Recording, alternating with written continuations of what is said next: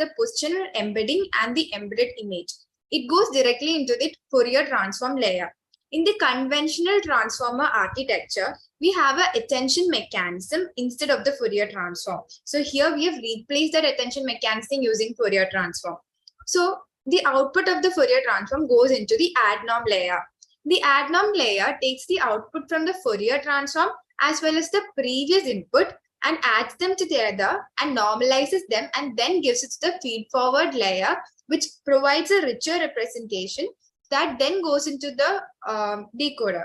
So let's see the decoder section. So as you can see, the decoder section is somewhat similar to that of the encoder, but only difference being it has a cross attention mechanism. So why we are using cross attention mechanism is because it actually combines the result from the encoder, that's the vectors of the feature that we extracted, and it combines along with the words that are being generated recursively. So that's the architecture of the decoder. So after that, it is passed on to the linear and softmax functions, where using probabilities, it extracts best word for the caption, and finally we'll be getting a caption.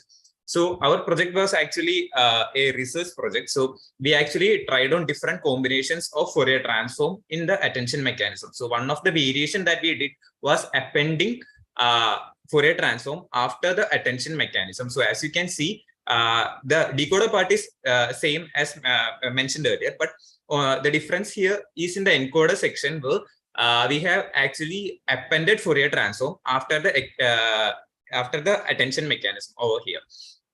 And one of the another variation that we tried on is using Fourier transform in both encoder and decoder sections. So as you can see in the encoder section, instead of attention mechanism, we have a Fourier transform over here, and in the decoder section also we have a Fourier transform in the master attention part. So we will be seeing the different results and comparisons in the coming sections.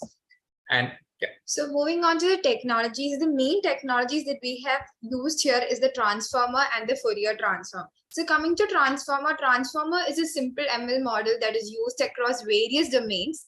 So here we have used transformer for image captioning. Now, transformer is an architecture which has an encoder and a decoder, as mentioned before, and the encoder extracts the features from the image and establishes a relationship between these features, whereas the decoder produces a semantically correct sentence word by word. So coming to Fourier transform is a signal processing tool which converts the image from the spatial domain to the frequency domain. That means the image is represented in terms of frequency. Now, from this particular representation, it extracts the features better and we understand the image better. Moving to the requirements. Going into the requirements of the project. So we are working with image data. So we require a GPU for working with it. So instead of buying a GPU and working with it, we use the Kaggle platform. So the Kaggle platform is a platform that we usually use while working with ML projects. So for accessing the Kaggle platform, we just need a web browser. So irrespective of the OS, maybe Windows or Ubuntu, we can access the Kaggle platform. So inside Kaggle, they offered us a GPU of Tesla P100 and a RAM of 16 GB and also a disk space of 80 GB. So let's go into a demo in Kaggle itself.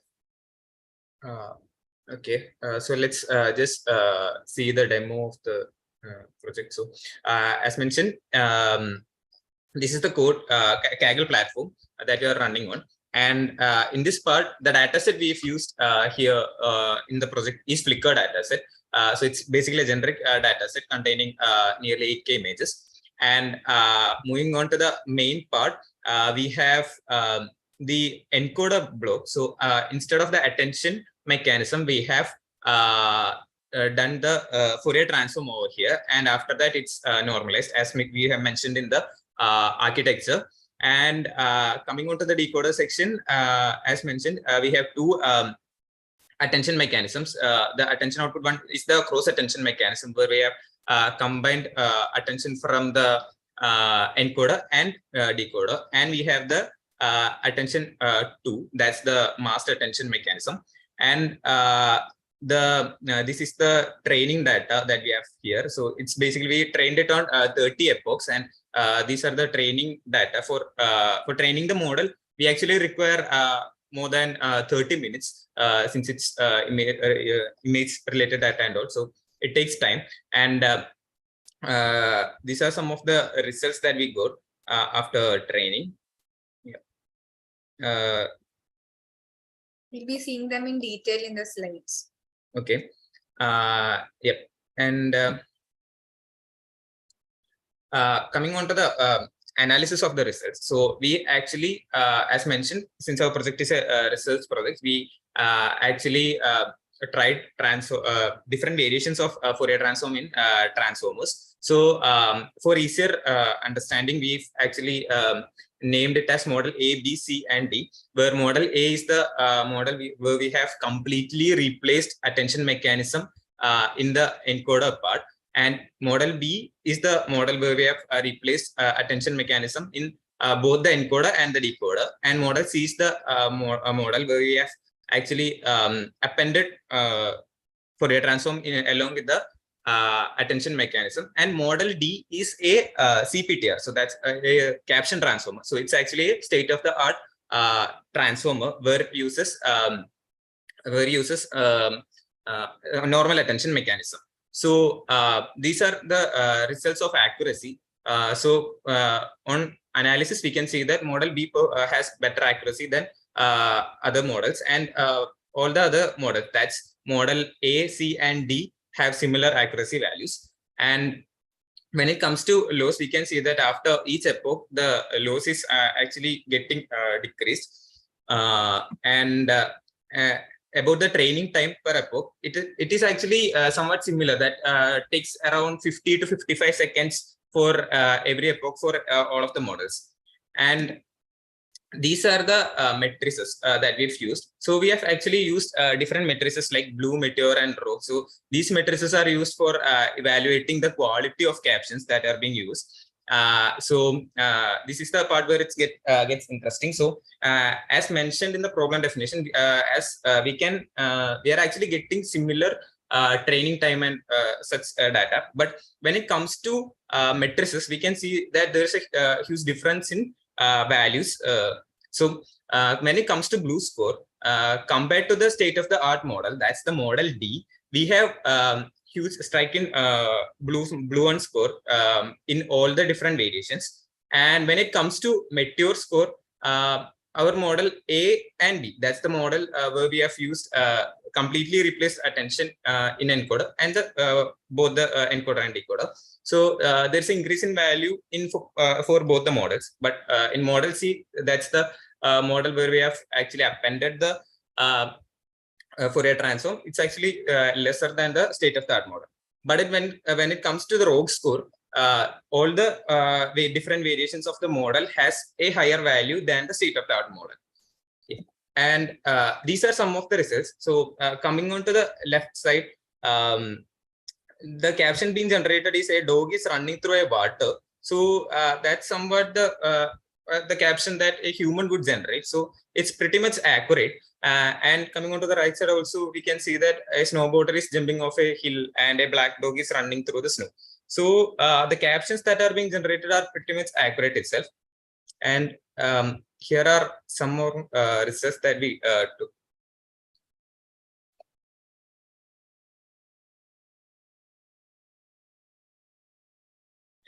Okay. So as mentioned, since our project was a research project, we actually compared different variations of the model for the transformers, and we actually played with different values, and we hyper-tuned the different parameters, and we actually compared the results using different matrices and all. So what we could see is that the number of trainable parameters was reduced by approximately 5% compared to the existing state-of-the-art models. Okay, so coming to the future scope, as we've said, this project was completely based on research work about the integration of Fourier transform into transformers and about how that affects transformers. So we believe that since transformers is a like a trending topic right now, like in ChatGPT and everything, transformers is used in different ML subjects. So we believe that this work can contribute hugely to the research society. Also, image captioning has various applications ranging from educational quality aids to the visually impaired and providing insights into medical data. So what is medical image captioning? Well, when we give a medical image, we get a primary consultation of what's happening in the image without the interference of a doctor. So that is what medical image captioning does.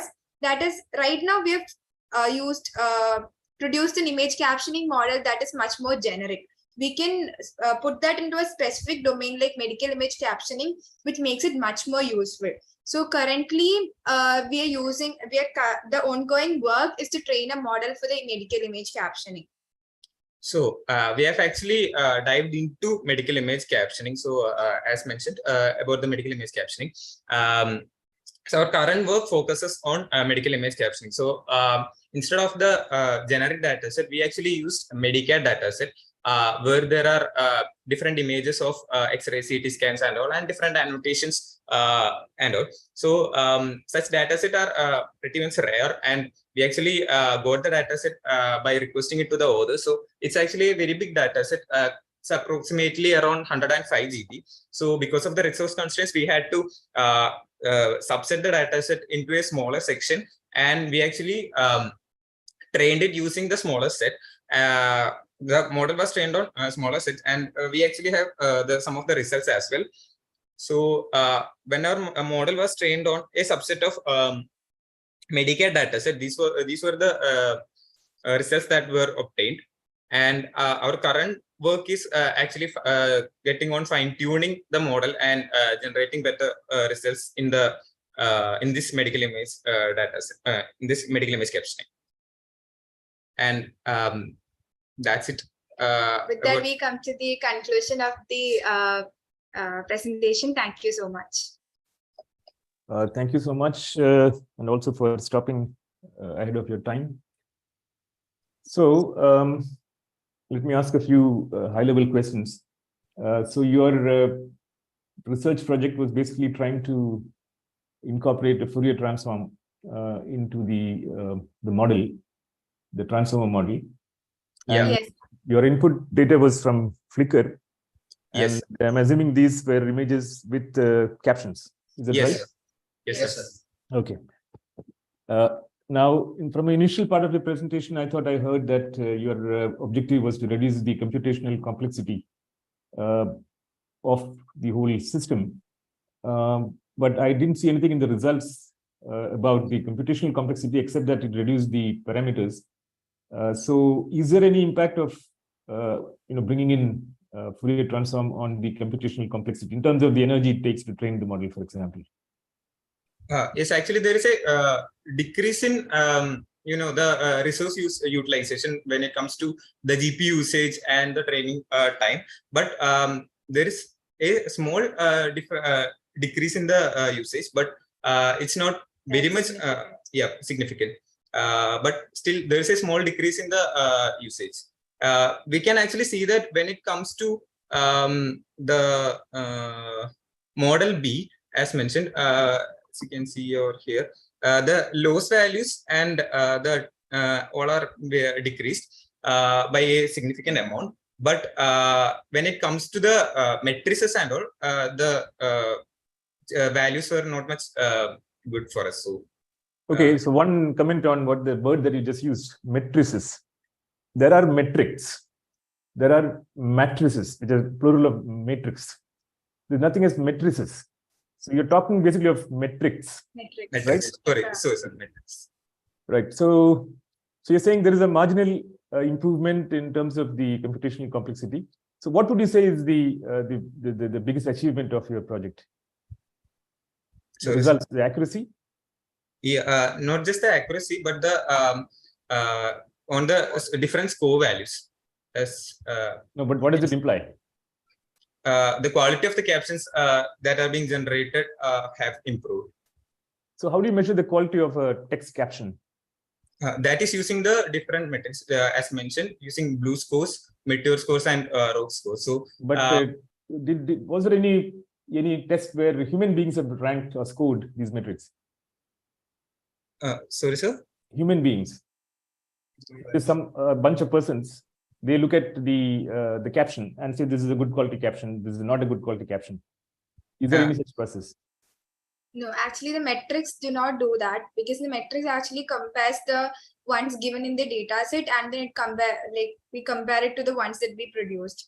But then the human evaluation part was done by us. Like, we looked at the caption, like the quality of the captions. Actually, in the evaluation that we have done, we can see that model A has given like really good values in some places, but then even then, only in the metrics it showed that it produced really good caption, but actually in human evaluation wise, the caption generated wise, it was much better in C and B. Right. Vishnu, over to you. Yeah, in connection with the previous questions that Sadish sir asked, so you have used 3 different metrics for the evaluation. That is good. That is a standard metrics used for evaluating the captions generated by the system. But subjective evaluation is very important. For example, you have mentioned as the future work, medical image captioning is going to be done, right? So in the case of medical image captioning, you can use this metrics blue one, then meteor, and rather than you can have a subjective evaluation by the doctor or radiologist. So that is very important than this particular metric. So subjective evaluation is very important. So rather than this metrics, this is also important. And you might be you mentioned that you are you have done a research work here, right? So you might be referred many literature, right? You might be referred many works in the literature. And what about the reference work that you have depended? Is it the model D? Yes, model D is the reference model. So it's actually CPTR, that's the caption transformer. So it's a transformer based on normal attention mechanism itself. So it's actually it is actually like a VAT, vision transformer itself. So it's a part of VAT. And about the other literature surveys. Literature surveys, we had done a huge literature survey based on different image captioning models that are existing itself, to understand what led to the different cap models that were introduced, like what were the disadvantages in different models and what led to the introduction of new models and everything. It started from CNN, RNN, LSTMs, GCN. So that's how we came to transformers, and then we decided on working on the architecture of transformer. So we thought what would happen. Okay. By just shifting the position of the transformer, the Fourier transform, you made a change, right? And also you have introduced this Fourier transform in both encoder part and decoder part. And while shifting the position, do you think there is major improvement? Why that thought is came? So it is not just about shifting. We had actually replaced the attention mechanism. Yes. So, attention mechanism. What is the difference between this attention mechanism and non-attention mechanism for generating captions? So attention mechanism is actually used to learn the image, to learn the features in the image. So we and attention mechanism, due to the convolution and everything, it takes much more, it's much time oriented, as well as it has a lot of parameters. So instead of that, if we can get the same or even better captions by using Fourier transforms, we thought that would be better. So that's how it led to the introduction of Fourier transform into this architecture. Yeah, that must consider the each and every region of the image, rather it considering the whole image. That is what the attention mechanism is doing. Yes, sir. Okay. Then, so you are shifting the attention mechanism activity from one position to another, right? So what change you have seen? Is it improvement or the decrement in the result? No, sir, we have actually got a good improvement in most of the metrics that we've used. So, and also the caption generated when looking at them, they are also pretty accurate. We're working on making it even better, but then it's kind of accurate, and we have hypertuned parameters like embedding dimension, FF dimension. We have tried various combination of all these. So we believe that it has actually improved the quality of the caption. Okay, in the training session, how many captions have been used for training for each and every image? So for in Flickr dataset, it actually contains 5 captions for a single image. So that's the. So you have used the softmax activation function, right? In the last stage of the decoder for selecting the best caption. Yeah. Yes. Okay, so when you go to the medical image, what about the dataset available? Is it available? Yeah, it was pretty much hard for us to find a dataset because the dataset should be there should be images and the annotated text captions. But it was pretty much hard for us to find a dataset because most of them was used for classification. Like for example, if there is COVID or not by analyzing an X-ray. So it's most of the datasets available were for classification tasks. But for like captioning tasks, the datasets available are very much very few. So after a huge lot of research, we found out this Medicare dataset. It's pretty much huge dataset, but it was not open access. But we actually requested it to the authors, and they actually gave us the permission to use the dataset. Okay, fine. So one more suggestion. So while developing a model like this, you should have to ensure the reliability of the model using any one of the explainability of the model. Okay, you might be heard about the explainable AI. So using Lime or SHAP models, you should have to explain the model. Okay, explainability should be there. It's very important in the case of caption generation. Okay. Yes. Yes, sir, definitely. So in case of image captioning, we had actually taken a help of an actual doctor. Like we had a friend studying for doctor, and we had actually sent the caption that we generated just to understand like the authenticity of the caption that we generated. Like we have done in different stages, like during the development, of the project. We are taking the help. Okay, thank you. Right. So I see Brajesh is on the call. Welcome, Brajesh. Do you have any questions to ask the team?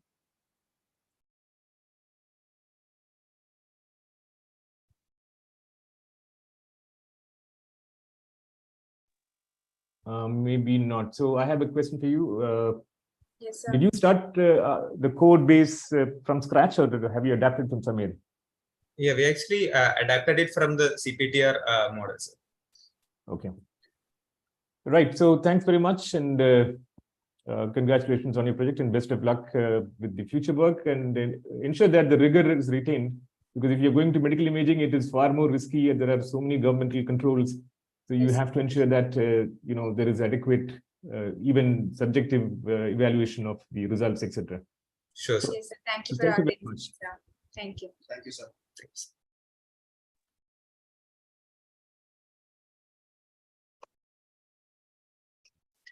Thank you, team.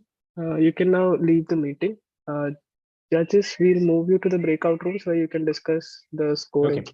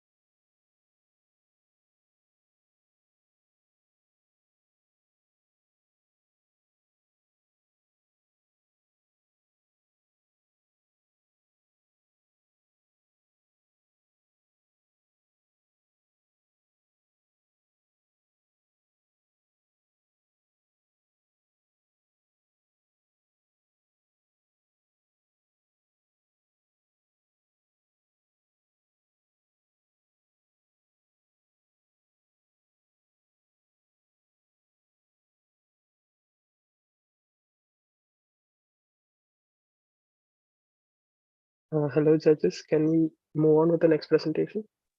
Yep.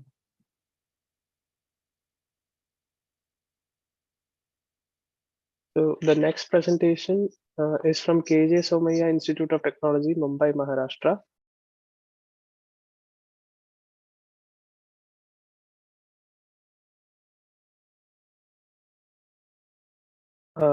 Team, can you just inform us which one of you guys will be sharing?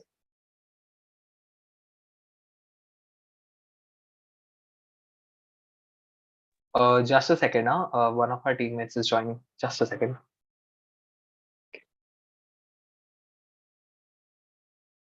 I'll be, am I audible? Yeah.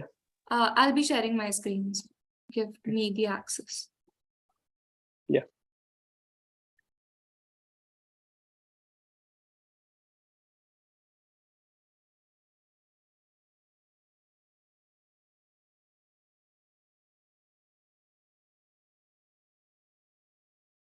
I think you must have the access right now. Okay.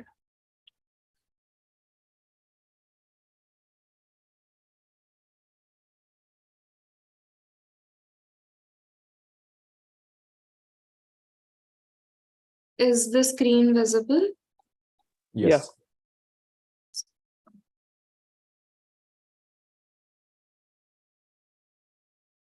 Just a second.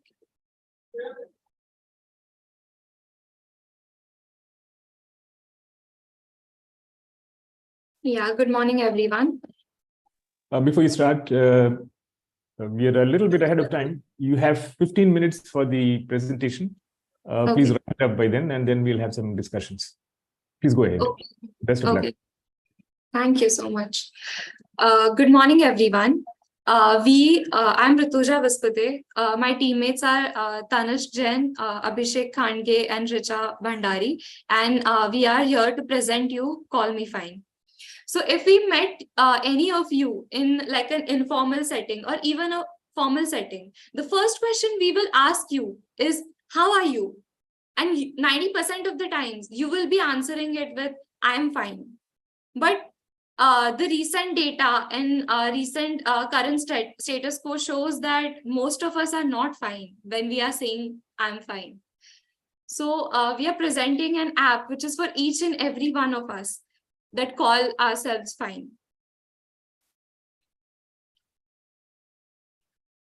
So we took verified resources from our world of data, and it shows that the burden of diseases for depressive disorders has been on a sharp rise, and it has been reaching a peak in 2019.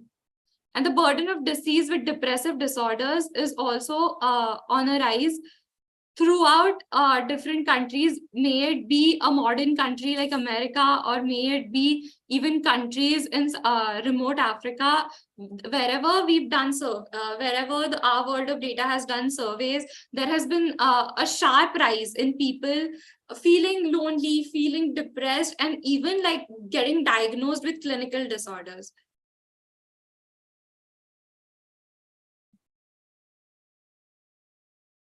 So what is our motivation for this project? First of all, social. We all know that conversations around mental health are still taboo. It is neglected and it is basically associated with a lot of shame. Me admitting I have an anxiety disorder will take a hell lot of courage on my end and a hell lot of social understanding and empathy on your end for this situation to be dealt with.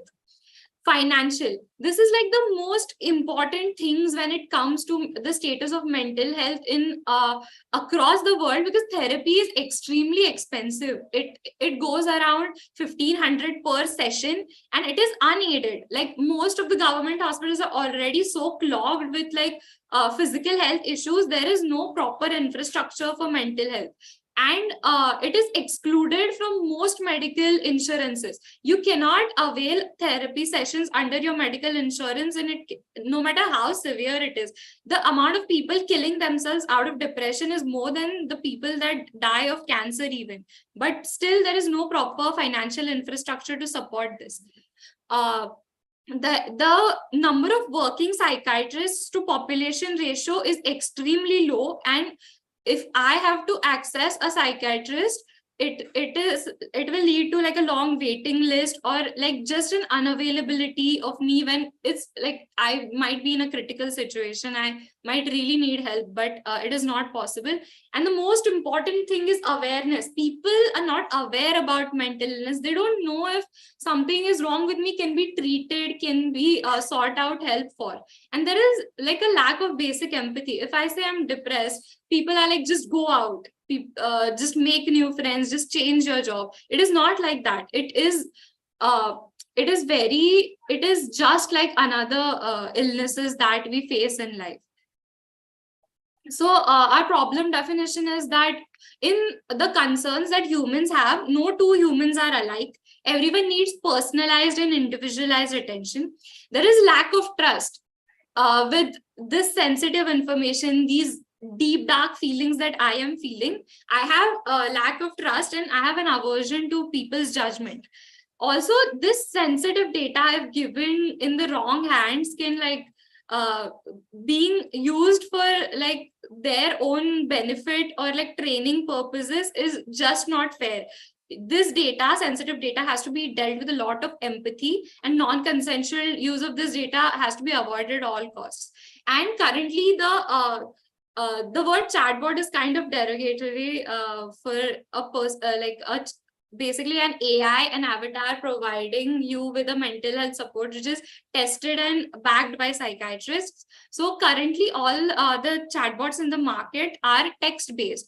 And now this patient who is already like exerted and tired and lonely is not going to show interest in like chatting with an AI. So we have made a voice based mental health chatbot so that the fatigue that is in the way gets eliminated. So what is our proposed solution? Call Me Fine is an app that leverages data to provide companionship, and it is individualized. It will cater to your own concerns because this is an AI, right? And we will maintain your anonymity because you are signing in with your voice. That is the only identity of you that the app has, apart from your username and password. Data security, because we're not storing your chats. We are not training training our AI based on your conversations. Your the AI has been trained on web scraping, common psychiatric data, and that's how we are giving. That's how the prompts have been generated, and we are ensuring privacy. We have two layers of protection. First would be your username and password. Second, you will be authenticated based on your voice features. Even you and the peer system that will be explained by Tanishq in the coming demo, both of them are voice authenticated, so that nobody other than you or nobody other than the peer can be can like breach the data or access the data. So basically the avatar is an AI agent. As Tanishq will explain, it generates the best solution, converts it from text to audio for a contactless experience. So the implementation phase includes, so firstly, the Call Me Fine project is divided into 3 phases. The first phase is an avatar wherein the human will chat with an avatar. The second phase includes a peer-to-peer network wherein a human like me, for example, I face an issue that I cannot share with anybody. For example, a common story that we engineers faced during the lockdown was when we were at our lowest point and we couldn't share with anybody because everybody couldn't relate with that. Everybody had bigger problems in life to deal with. So right now, the second phase would be us conversing with some verified users, which are trained psychiatrists, trained psychologists, who are best capable to talk to us, because we cannot talk to some random person, because a human mental health may lead to life and death, and that is very risky when it is given in wrong hands, when it is given in person who you cannot trust, who is one random person. So the peer-to-peer network will be a human being conversing with a verified user who is trained and accustomed to interact with the user and to help him by some sort. The third phase of the application includes the community phase, wherein, for example, you are a corporate officer, I am a corporate officer, and a friend of mine is a businessman.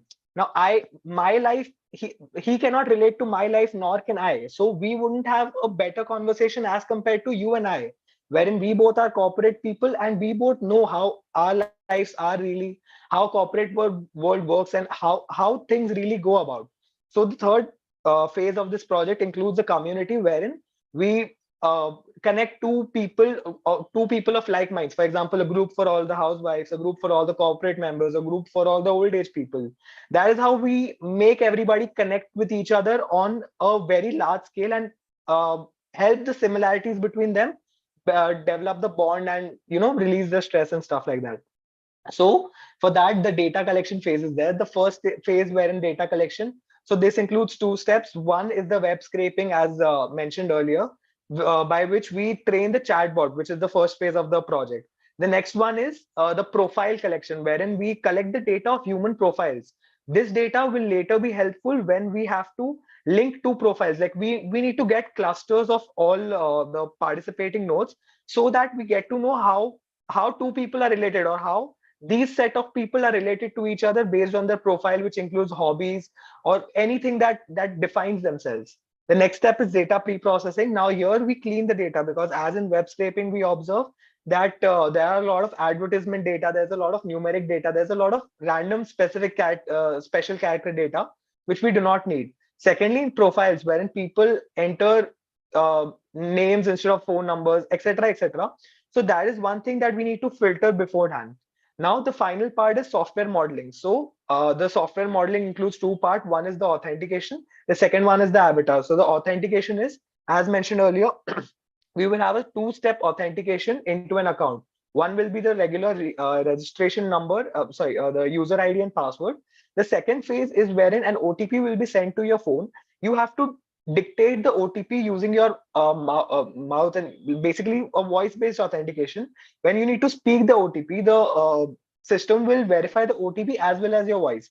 Now, we chose voice because it is a contactless kind of verification.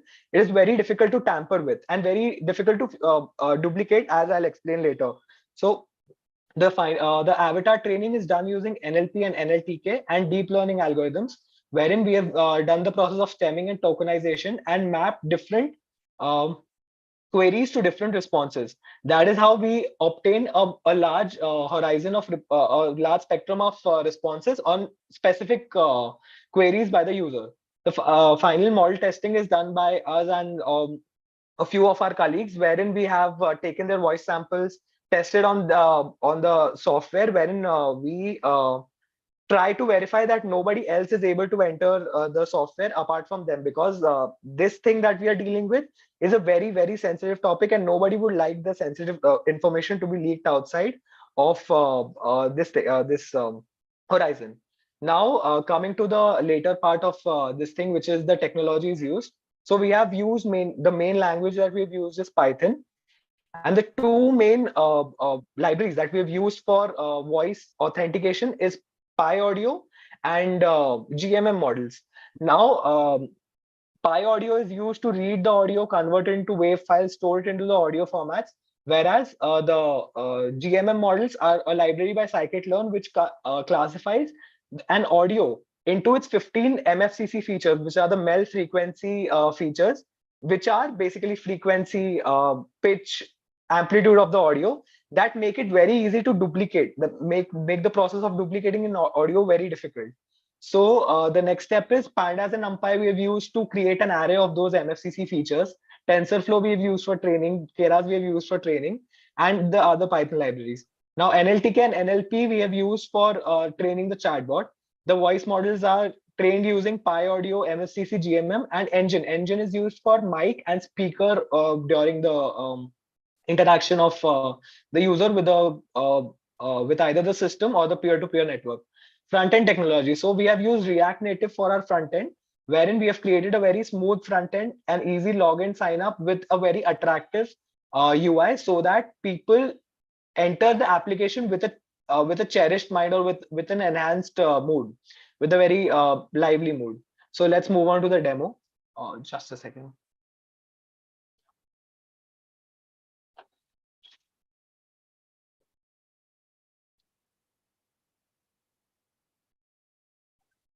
So here is the first phase. This is the backend part of the authentication and verification. So as you can see, we have used Pickle, and the Pickle is used so that we can use the non-binary data and store it in the GMM models. GMM models includes the Pickle thing. So here, as you can see, we have entered the name Abhishek.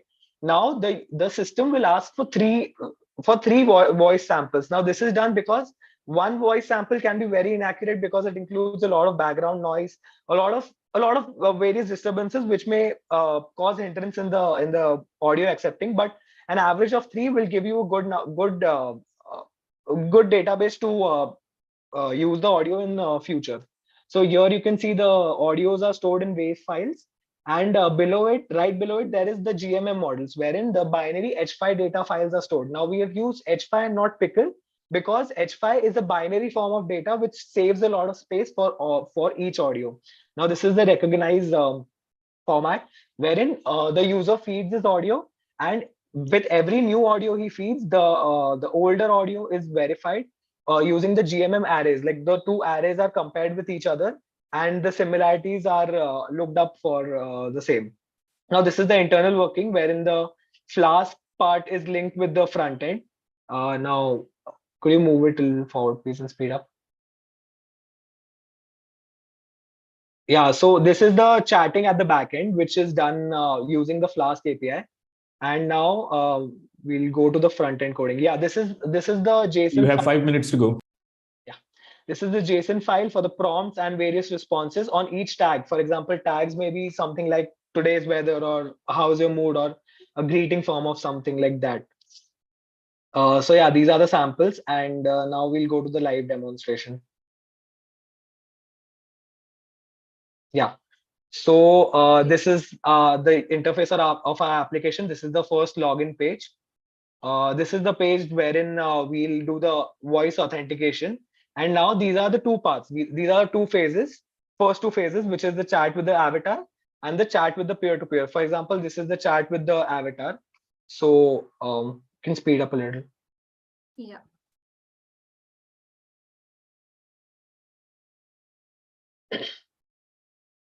We've given a slight human touch to the chatbot so that the human feels a little connect with the chatbot. Now, this chatbot is not our main feature. This is only in case there is unavailability of peers, there's unavailability of network or any kind of that thing. In that case, people can access this chatbot so that they can kill time, or just for that 1 second, if they want to talk to someone, this is the best bet they've got. We have tried our best for the avatar to be empathetic, and whatever responses the avatar is giving, as you can see, they will be very empathetic and soothing and calming to the users in the time that they can access the peers. And the model has been trained really well on prompts that commonly people might face while feeling low.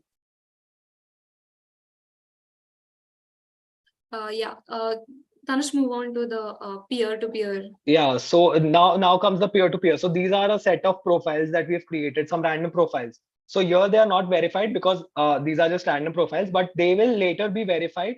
People who are psychiatrists and people who we have consulted. For example, we have consulted with a few psychiatrists and psychologists from the college, the medical college, and they have helped us with a few improvisations on this.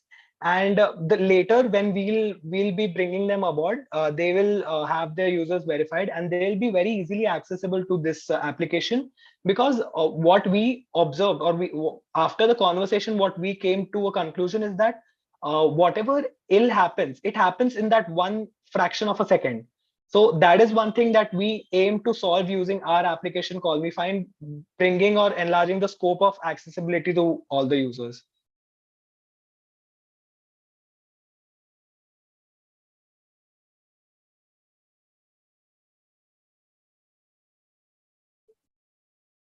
Yeah, so these are some of the snippets of the live demo.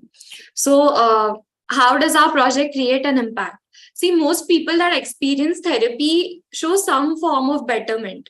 And we have to start somewhere. India is a lot behind when it comes to a mental health revolution. And people are definitely going to feel better, feel positive changes, feel change in a mood at least. It will also help them identify any mental illnesses if they have, and it will encourage them to seek professional help online or offline.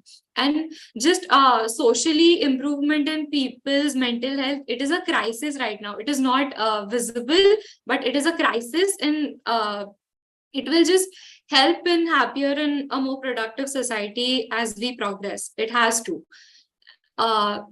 Basically, our avatar eliminates the human barriers of stigma. So because when you are seeking help from a human, even your friend you cannot really trust, this is an AI. It's like you can start here. You can start by talking to a verified a psychologist's backed up source, and you can start there. You can be encouraged to seek help. We provide exemplary data privacy because we're not training our model on your data, your chats and everything. We have our own system in place, and your privacy is in place, your data is secured, and because this is not text based, it is a voice based assistant. It gives you a sense of affection. It does not feel like a complete chatbot. And we have also added human touches, as in you can see the chatbot typing as if you're talking to a human. This is definitely cost effective, a lot more cost effective than therapy, and it is a personalized and secure solution. And basically, why do we develop an AI? We develop an AI to aid in areas where humans are not available, areas of expertise where humans are currently not available. So how can we assist it with technology? So I think this is like a really powerful use of AI. So what we plan to do with the project further is we continue to make this. Your time is up actually, but wind up in 1 minute. Okay. And we will also aim to make this in regional languages as to reach it to a wider Indian audience, or abroad, just other languages other than English. And as Tanush said, we do not currently have the ecosystem in place. We will create an ecosystem and support groups of, say, support group for ADHD, support group for PTSD, eating disorders. This does not require a trained psychiatrist. If you just want to share your feelings, things like that, a group of corporates, a group of housewives, so that they can form an ecosystem and ailments that can be aided through like conversations. And we will expand. Currently what we showed you was a prototype. They were not actually verified individuals. So we will expand a network of like connected psychiatrists and peers that will be able to guide people through it. Thank you so much. Thanks so much. And congrats for a good project. I think what you're setting out to do is really lofty, and it's a good project to do for the impact that it can potentially make to society. But I have a few general questions, and my colleagues will look at the technical aspects. So basically, you want something like a chatbot, but with voice and more empathy and all that. Yes. So currently, if you take ChatGPT, for example, a lot of people are using it very productively for counseling. And ChatGPT does have a audio interface. Even currently, there's a Chrome plugin that will convert voice both ways. So you can ask a question, speak to it, and it will speak back to you. What is it? And the other thing about your project is that having this peer group or psychiatrists, how does that work? What is the revenue model? What is the kind of business model there? How do you ensure that when I want a psychiatrist, that there is somebody available, or I want the same person over multiple sessions? How is that possible? So how do you ensure that these are accredited real psychiatrists and not some fakes? What kind of a business side of things if you're planning to take it to actual like a startup and so on? So can you explain the business model around it? Okay. Currently, there are no such apps in place, but we found an app abroad specifically for ADHD support. And how they basically do it is the peers are going to be verified by us. Like they have to be verified, and as our app suggests, they will be voice authenticated so that nobody other than them is going to guide them. And as for availability, it will be based on time slot systems. Tanush, do you want to add something? Yeah, so sir, talking about the chatbot, firstly, the data that has been trained on the chatbot is our data. Like we have gone through the data, we have consulted people, and they are constantly in sorry, touch with us and constantly helping us for the data. Now, the second thing that comes about the chat GPT and the audio feature, the chatbot is just the first phase, which will be used only if there is a lack of availability of peers or the community groups. Now, there is one competitor when you talk about the business perspective in India, which is Solap.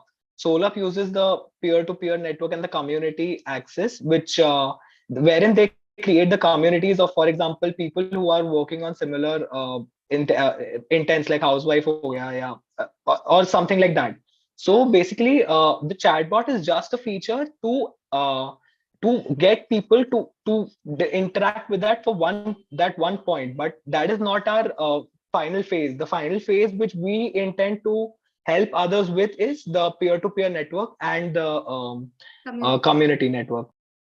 Right. So talking about the revenue model, as you mentioned, what kind of business can be made from this? So in future, if we plan to make a revenue model out of it, we can take subscriptions for like a particular group of psychiatrists. Like if a person wants a particular like given number of sessions from a specific psychiatrist, then he or she, they may charge some money for it, and that may be a revenue model of the business. Or if groups are formed in multiple cases, like for example, if a particular group of ADHD or any other kind of mental illness, that they can pay for that particular group, like if they want to be in that group, that kind of model can be developed from it, and we plan to do that kind of thing also in the future. Right. So that can be done, but potentially it is a fairly involved piece of work, because what will happen is there'll be different types of psychiatrists who some of them are very good and everybody wants them.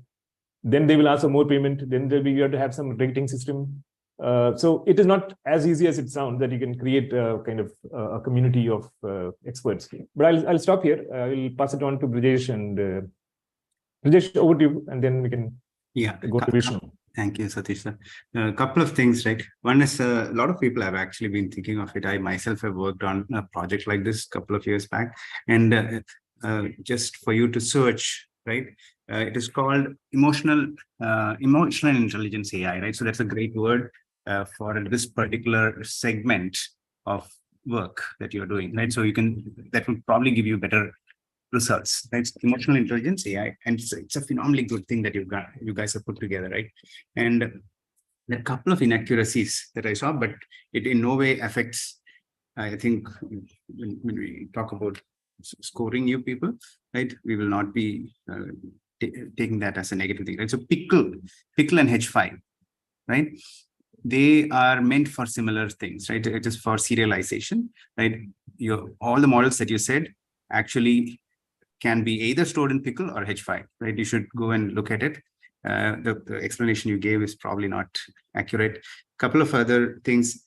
See, when you say NLTK and NLP, right, it is like saying Python and programming language, right? NLTK is meant for NLP, isn't it? So you called it out. So probably a little more, you need to get into this and do a little more of research. Then coming back to the bigger part, right? Scraping, you said scraping, right? Scraping, I probably missed out. Did you scrape from forums? Where did you scrape this data from?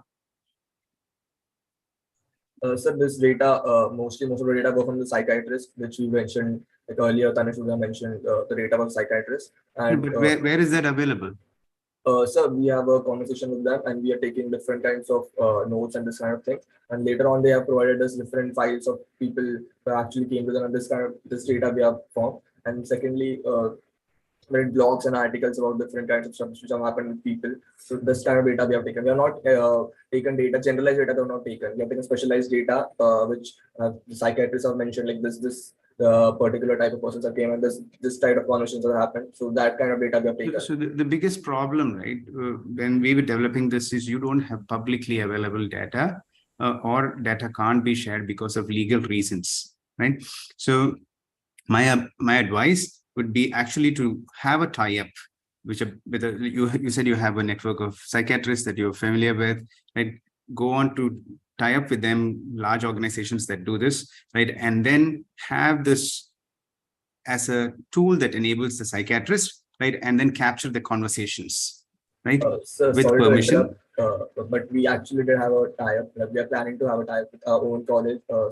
So my point is, there is not enough data that is usable for this chatbot, right? And you need large volumes of data for a conversational AI, right?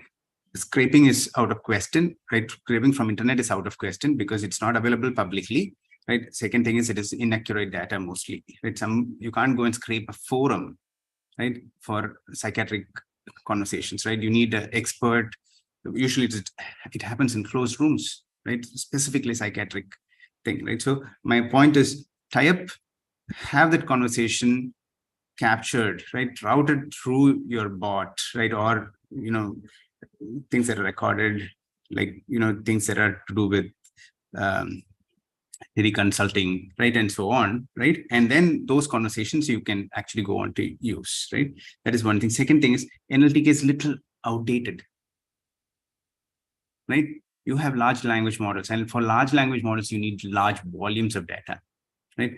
And it might be a good idea to start with some large language model, like Satish sir said, like GPT and so on, right? And there are things that are publicly available now with Facebook releasing LLM-A2, right? And so on. Start with that, right? Because that would capture your grammar. It would make your conversation cleaner, right? Not the domain specific thing, right? And then you go on to instill, right, the conversations that you are having between the expert and the patient, right? So you build on top of some large language model. Large language models takes millions of dollars, right? Things like LLMA that is put out in public.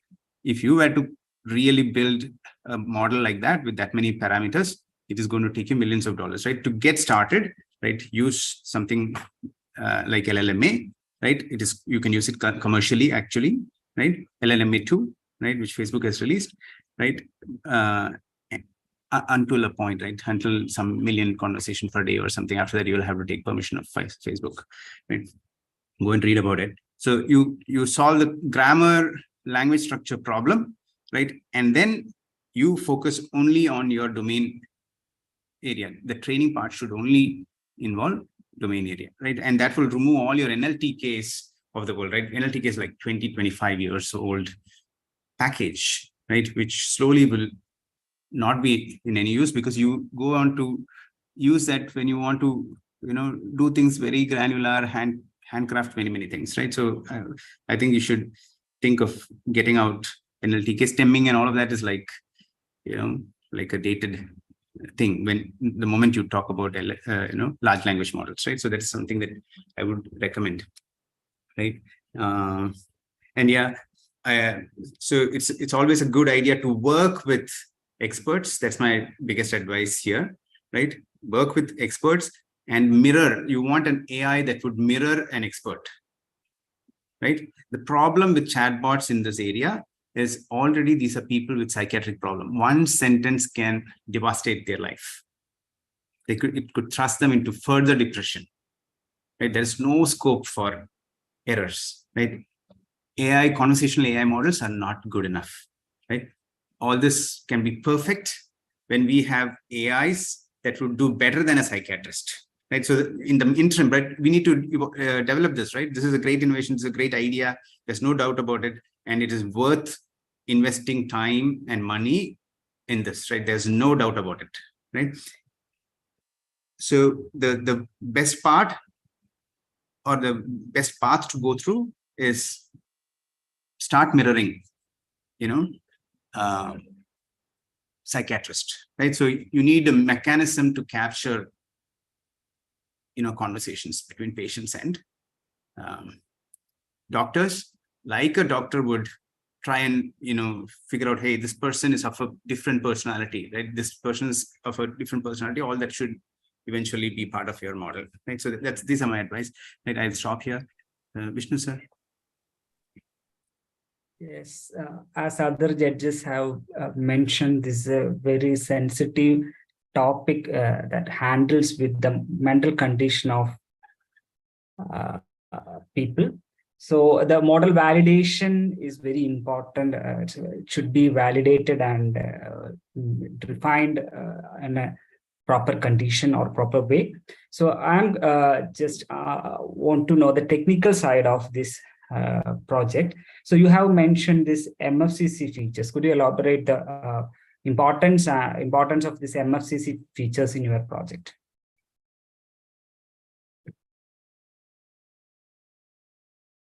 So as mentioned earlier, MFCC features are features of an audio, which include various parameters that an audio carries, basically frequency or anything like that. So MFCC features gives us the freedom to use an audio, which is very difficult to duplicate. Like someone cannot just make your voice without having those features. Like for example, even if I use my normal voice and use a very thin, high-pitched voice, the MFCC features will catch my voice because those are the features of my voice. So even if I vary the quality of my voice, my features will be caught by MFCC. Hence, we have used MFCC features for the project. So the features range from like 40 features they are there. So each parameter have a different variation. Like so, like in the normal we have a frequency, in the MFCC you have preferency, septal coefficients. This kind of different parameters are there, and every parameter helps in identifying your voice in a different way. Okay, so in the avatar part, you have incorporated the NLP concepts and some deep learning concepts. Could you elaborate the deep learning concepts you have incorporated with this avatar part? So those are in the deep learning part. You've used like feed forward network, a simple feed forward network, and trained with our data which you have collected through different psychiatrists. Different intents are there which you have trained upon. And then it was a basic deep learning model which consists of like we had different hyperparameters like RMS prop and this kind of different props. Feed forward is a very generic term in neural network, right? Yeah, so what kind of architecture did you use, right? What kind of neural network architecture did you use? If you have a name for it or you build a custom one, right? So so could you elaborate on that? So when we should ask what deep learning model, right? We're not looking for exactly. forward and back propagation, right? Can you call out the architectures or what you've used? So as I earlier said, the model was not supposed to like the data was very straightforward like this. It was a simple LNA model, so we didn't focus much on the model because our main focus was on the psychiatrist part and not the bot part. But to the extent we have said like we have used different 3-step like ReLU, that kind of model things, and output sigma. So basically it was just a simple deep learning model. We are not much focused on the bot part at that stage. And now, as we discussed, we'll focus on more on LLM models. So we will work on that for sure in future. But as of now, we have not worked that great on we are not that much on the bot part, since the important part was the psychiatrist one. Okay, so you have more dependent on the libraries and already existing models. I think so. So anyway, improve your work as per the suggestions of the judges made here. Okay, thank you. Thanks, Brajesh and Vishnu. Thanks for the project, and the general consensus seems to be that it's a great project to do, but it involves quite a bit of heavy lifting, and you might want to start off with an existing LLM and then build your specific. You have mentioned a bunch of different verticals, psychiatric verticals. So if you start with a general model, that does a lot of work for you, and then you specialize it in whatever different ways that you want. That would seem to be a good approach. So thanks very much and best of luck for your work in future. Thank you, sir. Thank you. Thank you, sir. Great job. Thank you, team. You may now leave the meeting. Judges, we'll move you to the breakout room so you can discuss the scoring.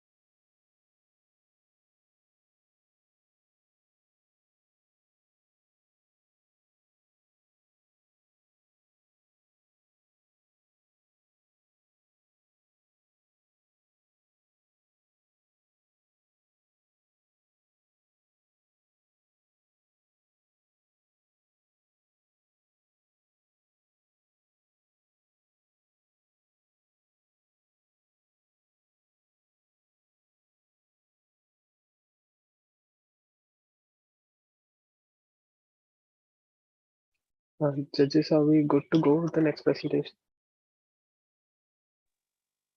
Shouldn't we be starting at the time that we have informed him, that is 10:30? Yeah, we can start early if, I guess the teams are here anyway. Okay, I think we are okay. Okay.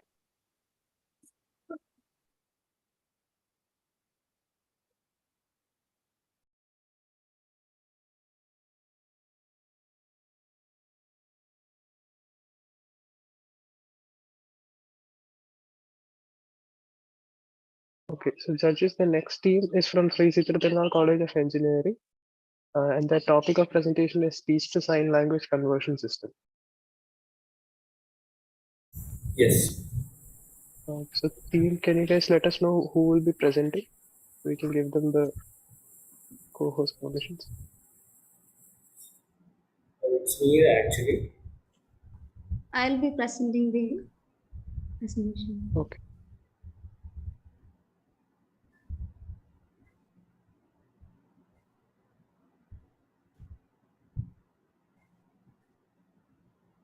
Okay, Meera, I think you might have the access right now, so I think you can start the presentation.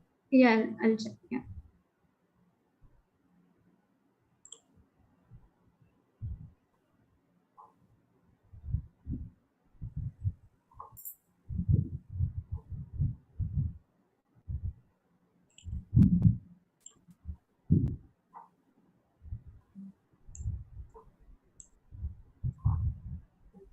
Hello, is it visible?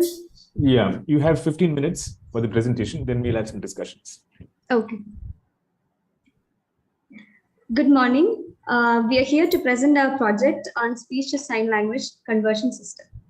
So sign language is a form of communication used by people who are deaf and dumb, and they use these sign language gestures in order to express their thoughts, opinions, and emotions. But there are only very few people who understand sign language. And over the past few years, there has been an increasing demand on building interpreting services and these kind of conversion systems. And the research is still continuing. And as a result, sign language recognition systems were built, and they are quite successful. They were built in the form of research projects. But still there exist certain challenges in building audio to sign language conversion system, as it has to follow certain grammatical rules in case of what kind of sign language we are using, and in order to predict the correct form of word, letter, etc. So we look for designing a speech to sign language conversion system that will translate speech to text and further convert it into sign language. And in order to address this problem, we suggest creating a web application that perceives speech input through microphone, recognizes it, and converts it into text and further to sign language. And here, sign language will be displayed in the form of animations. Okay, so next coming to the implementation part, this is the basic implementation of our idea. So we actually start by collecting the audio through the microphone and converting into text using the web speech API. After the audio has been converted into text, we start the processing and applying the ISL grammar rules. Some of the grammar rules, for example, that we apply are the words like past, present, and future tense in sign language are shown by appending words such as before, now, and will. So these types of ISL grammar rules are added to the converted text. Now, once this process text is received, we now go to the database and search for the corresponding words, like the corresponding sentence. So once we search the database, and if the word is found, then we will directly send the animation to the user through our output or our web page. So then the user will be able to clearly see the animation of the corresponding input. But if a word is not present in the database, for example, if a name or if a complicated word is not present in the database, what we next do is we break the words into letters, and each by letter and fetch the corresponding animations from our database. Which is like all the letters and digits are already present in the database. Next.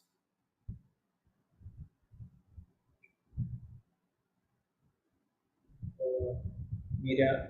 Yeah, one second.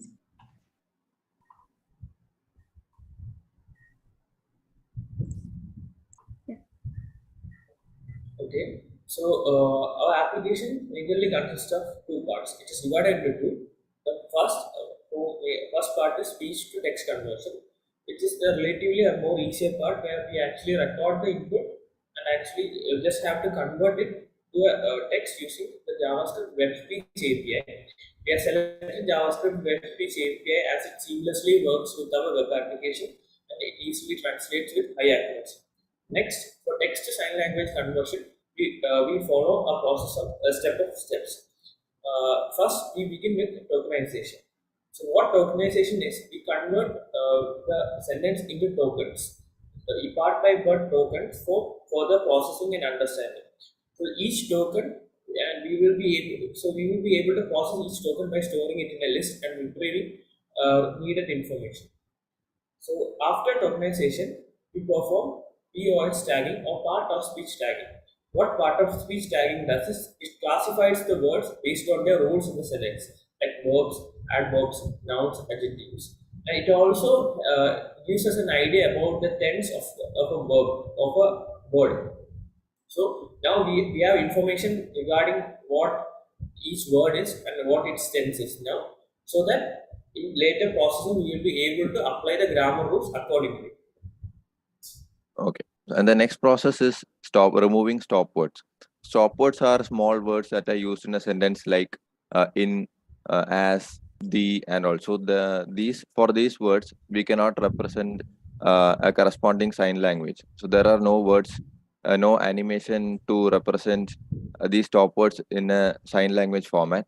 So what we did is we created a random list of stop words, and from these POS tagged words, we compare uh, them with the list of stop words. And if stop words are present in those lists, then we'll remove those stop words from the list that we got after POS tagging. Then the next process we apply is the lemmatization. So lemmatization is a process of reducing a word in the list to their root word. The root word is called lemma. For this, we use a wordnet lemmatizer, which is supported by NLTK library used in Python. What this limitizer does is that it first scans the words present in the list. So if there is a word like drive, or words like driving, drove, driven, etc., what the wordnet limitizer does is that it converts the word driving or driven into its root word called drive. So that is what lemmatization does. And in order to understand like the tense, as we said before, a conditional logic is applied. So if the word is like drove, and we know that it is a past tense, so what lemmatization happens, when lemmatization happens, the word becomes drive, and then we apply conditional logic by appending a word before in order to indicate that it is a past tense. Okay, so after lemmatization, we get a processed set of words, and we access each words. We match the each words present in the database. And if exactly the words are present in the database, then the corresponding animation will be displayed. And if the animation for the corresponding words are not present in the database, then we'll split that word into letter by letter, and we'll display the animation of each letters. So this is a high-level system architecture that we suggest here. As we have discussed before, the input will be like from microphone. We can either give input through microphone, or we can give input through text. We can simply type in, which reduces the job of converting from speech to text. And after we get that converted text, we process the text using NLP techniques.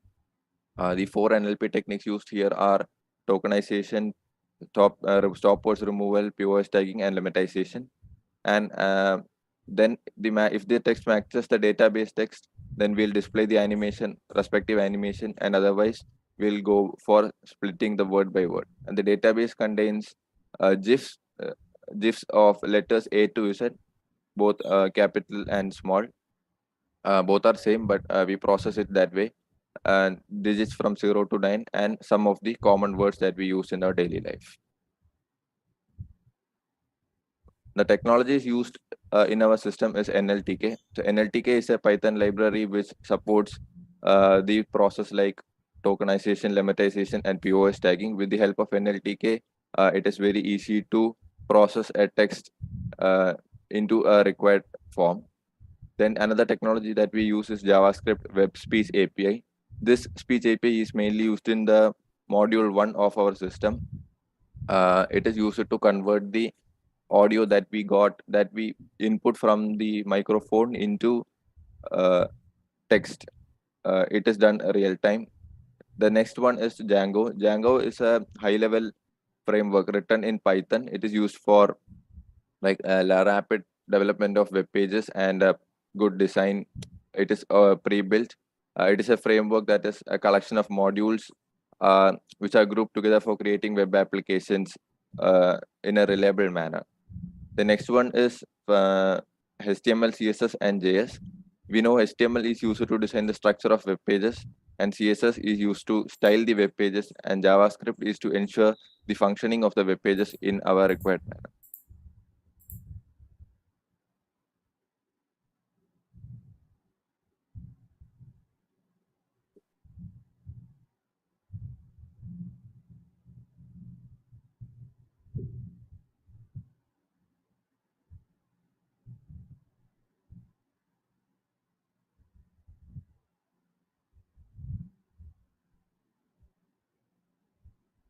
If that demo is not clear, I can present also the original application. Is it audible? Actually, No, it was not audible. okay, then maybe Kiran can present it. I think if you remove your earphones, it will be audible. You remove your earphones. Yeah, I actually removed my earphones and played, but last time also we were having the same trouble. I think I'll just. If you can give me permission to share my screen, then I'll do. Yeah, I'll just stop sharing.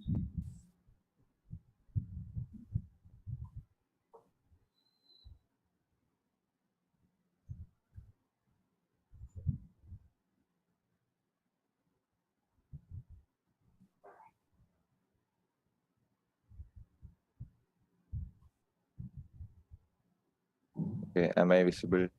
It's my screen. Yes. It is visible. Yep. Okay.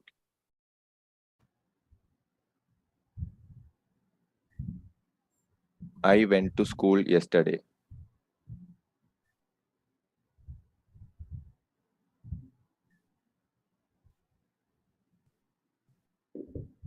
So here we use the word went. So the root word for went is go. And because it is a past tense, the word before is appended.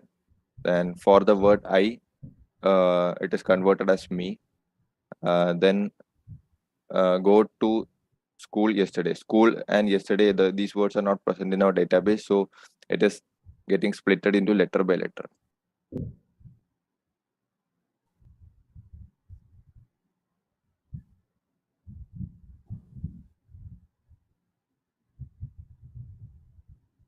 And this is the corresponding sign language animations display.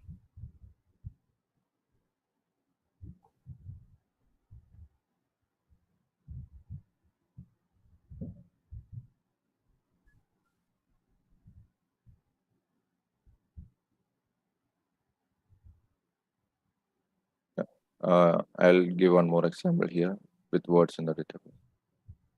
I washed my hands. Here, all the words are present in the database.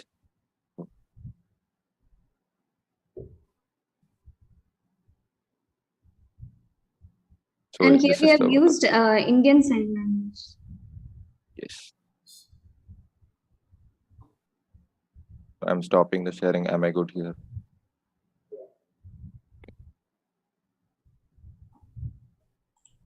You have 2 minutes to go in case you have anything else to sum up or something like that. Yeah. Yeah, is the screen visible? Yes. Yeah, it is. Okay. I wash my hands. So as future scope, what we can do is we can extend this application or what we have done to third-party video conferencing applications such as Zoom and Google Meet, where we will have live transcription of what is being said, so that the hearing impaired can also actually understand what is going through in a much more interactive and be much more interactive for them. And we could also add multiple regional languages and multiple regional sign languages to our system to better extend our system and like integrate with sign language recognition system for two-way communication. So what we have done is speech to sign language, and if we also integrate a sign language to speech conversion system to this, we will be able to add a two-way communication path. That's all. Thank you. Thanks very much for your presentation. I think it's a good project because it aids social inclusion, which is very important. I have a couple of questions. First, the last point that you just mentioned, two-way communications. I think that's an important thing. And if, for example, you converted the speech into text and show the text itself, not sign language, as a subtitle, then the person can read it. Obviously, he's not blind. Yes, yes. The person can read it, and even people who do not know sign language can understand it. Yes. Right? But the reverse is more important. If the person, the person who is deaf and dumb, he's gesturing in sign language, if you cannot understand, then the communication, I mean, the subtitle is actually used in many places now. for people who are, cannot listen or whatever. So it had the project in reverse, that you presented the subtitle and had a sign language recognition system. It would have been of much higher, because that helps many people who don't even speak or understand sign language. Do you have you thought about what?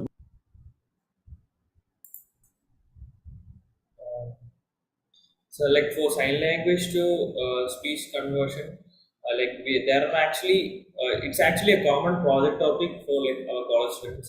Sign language to speech conversion using CNN.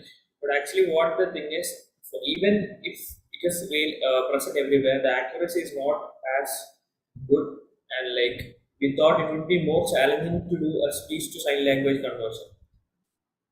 Okay, it doesn't kind of subtract from your work. The work is still good. I was just kind of mentioning as a comment. So over to you, Rajesh.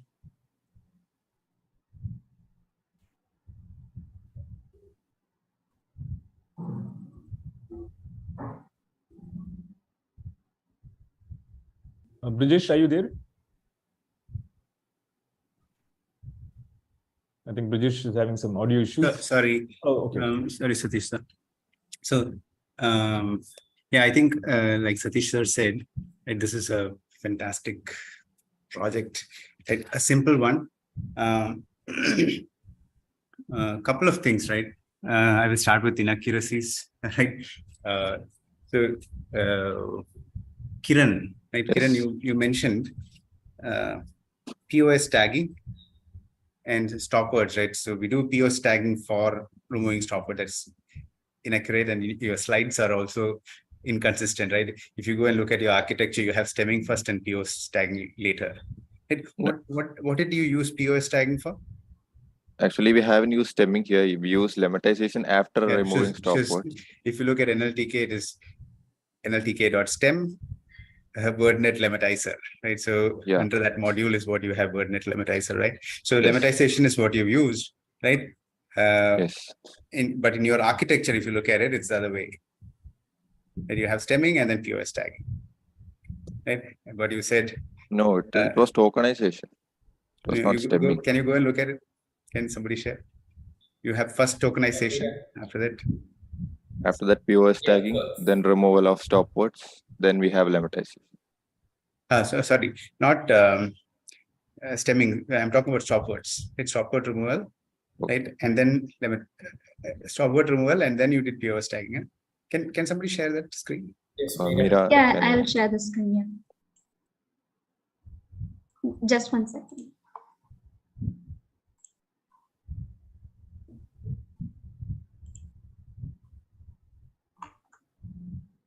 Yeah, is it visible? Not yet. No. Yes. Okay. So yeah, tokenization, stop word removal, and POS tagging. Right? So stop word removal was not dependent on POS tagging. When you actually talked about it, you said POS tagging you're doing for stop word. What did you do? What did you use POS tagging for? Actually, you can stop sharing. Okay. What is POS tagging? It is used to give the proper tense, like the role of a word in a sentence. It used to understand. It is actually used by literarians, right? Somebody who does a BA, MA English, right? That word comes from there, right? Part of speech tagging means what is a verb, what is a noun, right? And all of those, right? So now, what did you put that to use for in your application? So for we use tags, and using these tags, these tags are used in our conditional logic. So my point is tokenization sufficient, right? Because you have speech to text, or your text is taken, tokenization is done, right? And then you just do a lookup in your database. If the word is not there, right, you split it into sentence into characters. Yes. Right? So that's all is required, right? So I've been thinking why POS tagging was there, and why lemmatization is required, but in sign, I'm not good with sign language, right? Other than I've been following what is a challenge that's going on in Google. Google's, Kaggle has a Google challenge for American Sign Language, right? But it's exactly opposite of what you guys are doing, right? Which probably has a bigger utility, right? And do you know of that challenge? Have you heard of the challenge? Yes. ASL challenge, right? So other than that, I don't know anything about sign language. I have had a bunch of interns come and do projects like this, right? But otherwise, so why is that lemmatization required? Is lemmatization required? Yes, actually. So like for words like driving and all that we are shown. So in the sign language, do they have only for drive? Or yeah, we only have for drive. They have, and then how do they say driving? Like we actually use the sentence tenses, like for drove and all. Its root word is drive, but it's actually it is in past tense. How do people use driving when they have to convey, right? Through sign language, they say drive and then they add some tense to it in a different sign, or what? No, actually it is partially understood. Like from the rest of the sentences, they actually understand it is driving. It's not like the same as what like literal conversion. Okay. So just by showing drive, they can understand this is a drive. Okay. The word means drive. So did you validate this with somebody saying that, okay, do you really need a lemmatization? And by the way, lemmatization can mean it can be a little complicated, right? The word can be very different, right? Yes. Unlike stemming, right? The word can be very, very different. Right? It doesn't have to be it be a dictionary word. Okay. So that's good. And I think, so basically if I were to summarize what you have, right? You have text, it can be from voice, right? You tokenize the words, right? And some pre-processing of text, right? And then you decide if the word is part of a sign language, a single sign for a word, right? Which is what is there in your database. How big is that database length? Actually, our database is not, it's not really big. We used around 200 words.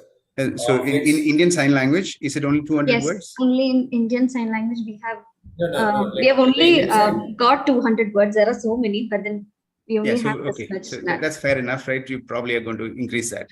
Right? Yes. And it's going to scale as well, because as you add your conversion from word to text is. So in summary, right, you have it in the database, and then if it's not in the database, you convert it into characters, right? And yes. I think it's a good one. Very simple, nice. You might want to think of, so what is the utility of this, by the way? And where are you going to sell this? To whom? Okay, so can I tell you something? Sure. You can actually, if you extended this a little bit more, right, you would actually put it to use, right? You need trainers. You said there's not many people know of this sign language well, right? So you can use it for training, right? Train, evaluate, right? The next part would be if you bought in models like ASL's challenge that you see in Google, right? Very similar to that, right? They're looking for models where you show a sign and then you have a character. It translates into character, right? If you had that component as well, right? So somebody who will try out things and then the animation shows them what to do, they can repeat that, right, as part of a training. But at the end, you can also have an evaluation model, right, which can recognize, which is a tougher one, right, which will actually translate signs into words, right? And it will serve, once you do that, it will serve two categories of people, right? One is actually two-way training. Yeah. So training is a very good utility of this, right? You might want to go and tie up with training institutes and provide this, right? There is a business utility to it, and it's a great social cause, right? Probably want to give it to the government and other things, right? So that's all from my end. Vishnu sir. Thanks. Thank you. So there are similar models existing, right? So what are the advantages of your model than other models existing other models? Have you seen any similar kind of project or utility? We have actually found similar type of projects, but they were focusing mainly on ASL, American Sign Language. So we thought of building based on Indian Sign Language, and that's how we built, based on the grammatical rules. We have built this project. So how can we evaluate the accuracy of your project?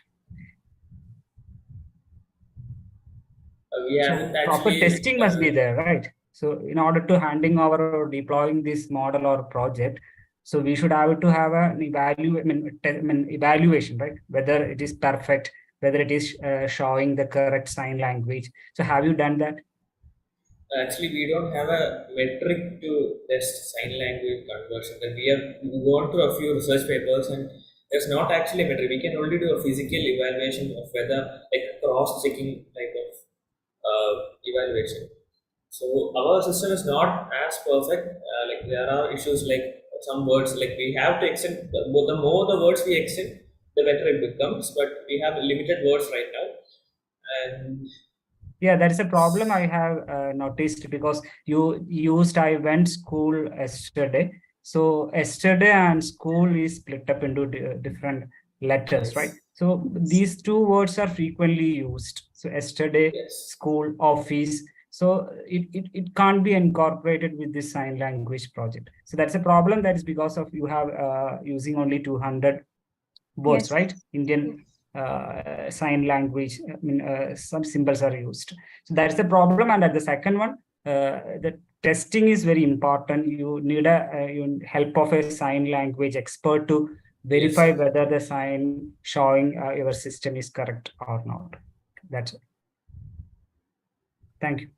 Thank you, sir. Thank you. So thanks very much, team, for your presentation. So I hope the comments from the judges have been useful. The project has a lot of potential, and we'd like to wish you all the best for the work in future. Thank you. Thank you. Thank you. So thank you, team. Thank you for your presentation. You may now leave the meeting. Judges will move you to the breakout rooms where you can discuss the scoring. Okay. Thank you.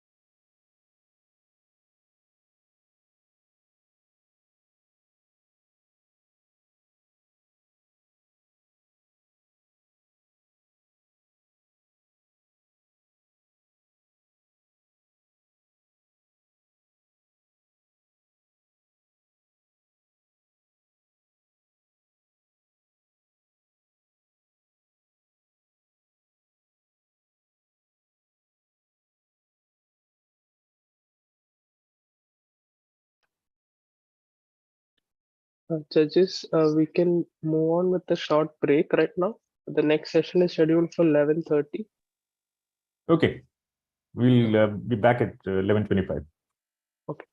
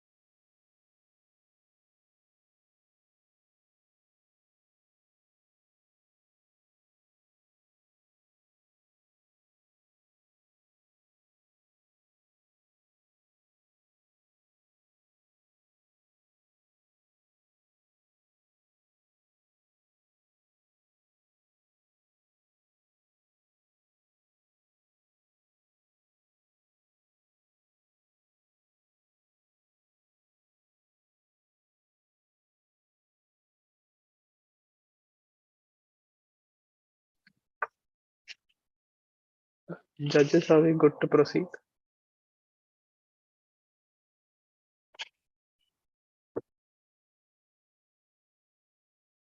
Yeah, I think. Yeah, this is Brajesh is here. Yeah, Vishnu, are you there? I think Vishnu was. Yes, sir. Ah, Yes, okay, sir. okay. So then we are ready. Yeah. So, judges, the next presentation is from PDA College of Engineering, Kalaburagi, Karnataka. And their topic of presentation is secure digital identity using NFTs. I hope everybody from the team is here. Yes, sir. Yes, sir. Yes, sir. So, hi team, could you just let me know which one of you guys is going to be presenting? So I'll begin my presentation. Yeah, okay. I will give you the co-host permissions. Yeah, you should be able to present by now.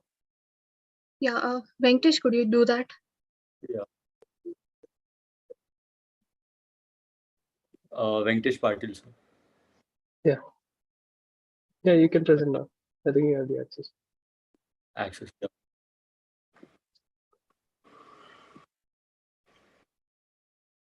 Okay, you have 15 minutes for the presentation, and then we'll have discussions. Yeah.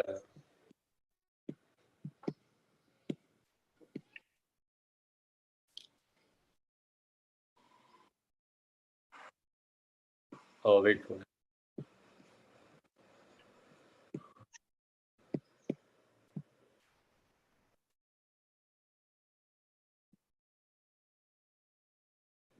One minute.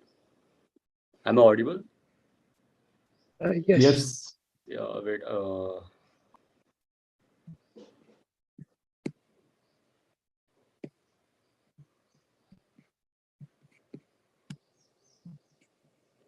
Yasin, you there? Yes, I'm here. Can you take over it? I'm unable to see. Yeah, sure. Can you please make me the co-host? Yeah. Yeah.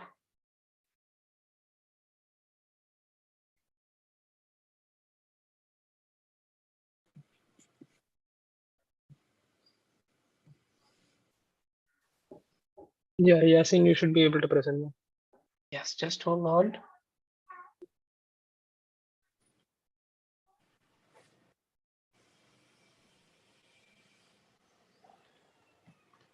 I would have to quit and reopen for giving the permissions. Is it all right? It will just take 1 minute.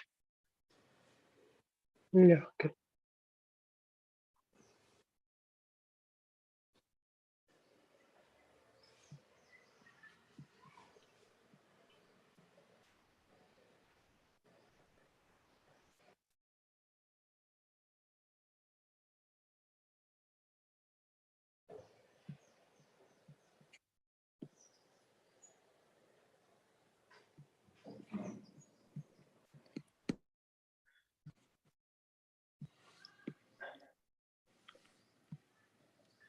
Is the screen visible? Yeah, yes it is. Just hold on. There you go. A very good morning, everyone. We are the students of PDA College of Engineering, and our project title is Secure Digital Identity Using NFTs. Well, first let us meet John. John manages multiple online identities. That is, he has different multiple usernames and as well as passwords. He uses these multiple different passwords and usernames for various different platforms. Managing these multiple identities becomes very tedious as well as frustrating. The data provided by the John to all of these different platforms are being stored in a centralized storage. The problem definition here is that the centralized storage of the data in the traditional identity system poses a significant risk of data breach and manipulation. The solution to this problem is based on NFT. NFT-based identity system provides a secure and a decentralized way to manage identity data. It reduces the risk of data breach and manipulation. Users can access various services based on a unique attribute of the NFT called as ownership-based authentication. This gives them greater control over their personal data as well as their privacy. In practical world, John discovers the net ID, which allows him for seamless authentication without any data exchange. He uses just one ID card for accessing multiple different services. Before we understand the work plan of the whole project, it is necessary to understand the basics of it. First, let us begin by understanding what is an NFT. An NFT is a non-fungible token. It is nothing but a digital representation of of any real-world item or a digital item, which may be a real estate, a video, or any picture or an art form. Now, NFT is based upon a technology which is called as blockchain. A blockchain is a distributed decentralized ledger. In a blockchain, every transaction that occurs is being granted by the participants within the chain. Now, why is it necessary that we use NFTs? Now, NFTs has its advantages. First one, it has a transaction volume which is low, it is portable, and it is also scalable. Now, NetID provides you a single identity card that is based on NFT, which is going to allow you to access multiple different services without any information being shared to any third party platforms or any other third party services. Now, one of the main application about the NetID is the Web3 or the metaverse. It allows you to access several Web3 services, starting from accessing podcasts, attending events, accessing virtual library, joining Web3 communities, hosting your own virtual shows, access permitting features, participation in the gaming, and attending the concerts. Well, you can see how John is happy after discovering the NetID. It allows John to access Web3 as well as Web2 content using the NetID without getting concerned about his data. Coming to working of our project,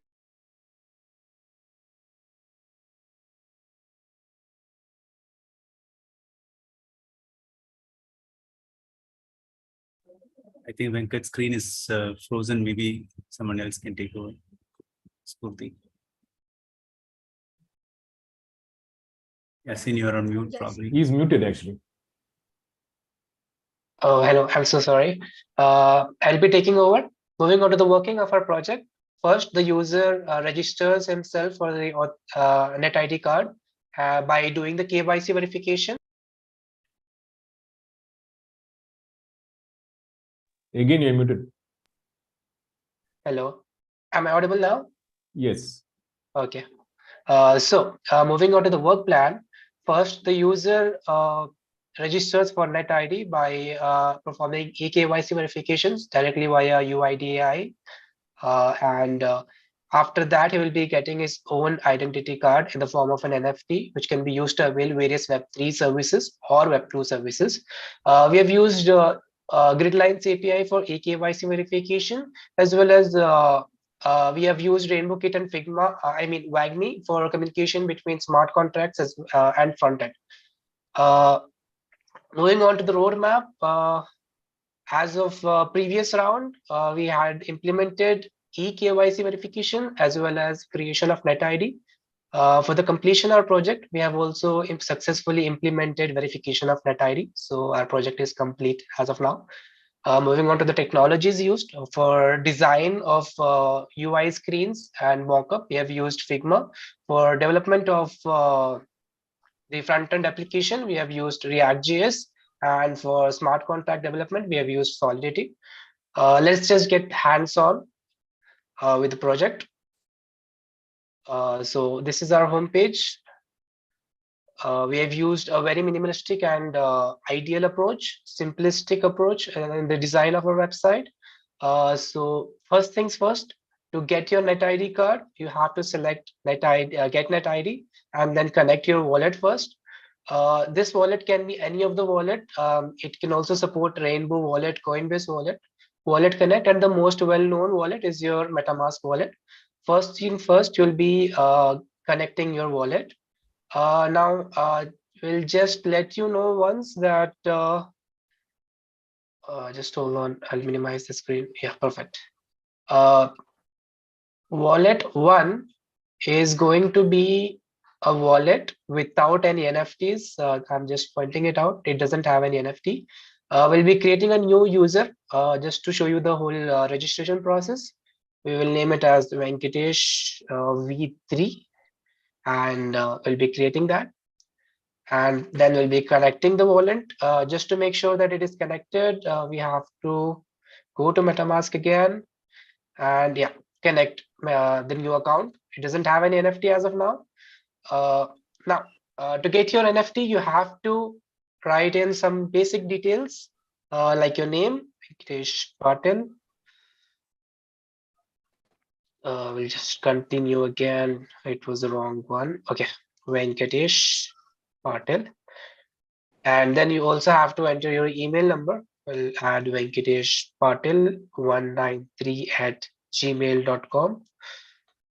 After that, you will have to enter your mobile number. Venkatesh, if you would please tell me your mobile number. 831 831 098 098 7152.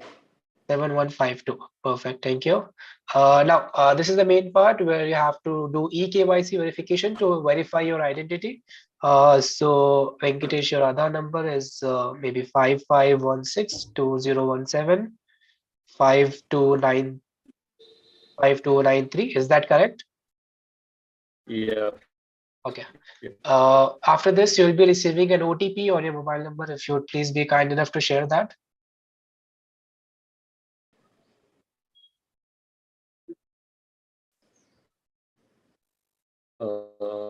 Yeah, it's 3346. I think mobile number you entered was wrong. It didn't have double Am one. I audible? Sorry? I think the mobile number that you entered previously didn't have a double one. But this OTP is sent to the registered mobile number, so it doesn't have anything to do with the mobile number that you enter. Okay. Okay. Venkatesh, what was it? 33? 334645. 4645. Perfect. After eKYC verification is done, you have to verify whether this is you or not. After you select that it is you, this is going to take some amount of time because it will be minting NFT on your wallet address. Now, this may take maybe 2 minutes or max 3 to 4 minutes. We are using Sepolia test network for this. We have switched from Ganache network to Sepolia because it is widely supported, as well as it also has an explorer so that you can explore all the transactions that have been made in the blockchain network. This may take more than usual time, so please be patient, maybe 1 or 2 minutes extra. Done. Perfect. Now that your NFT is created, it will take you to a transaction website. This is a blockchain explorer website for test networks. Now, because this is a test network, you have to import your NFT. It will not directly get inflected into your MetaMask wallet. So to import it, you have to copy the smart contract address. This is your smart contract address, and the token ID is 3.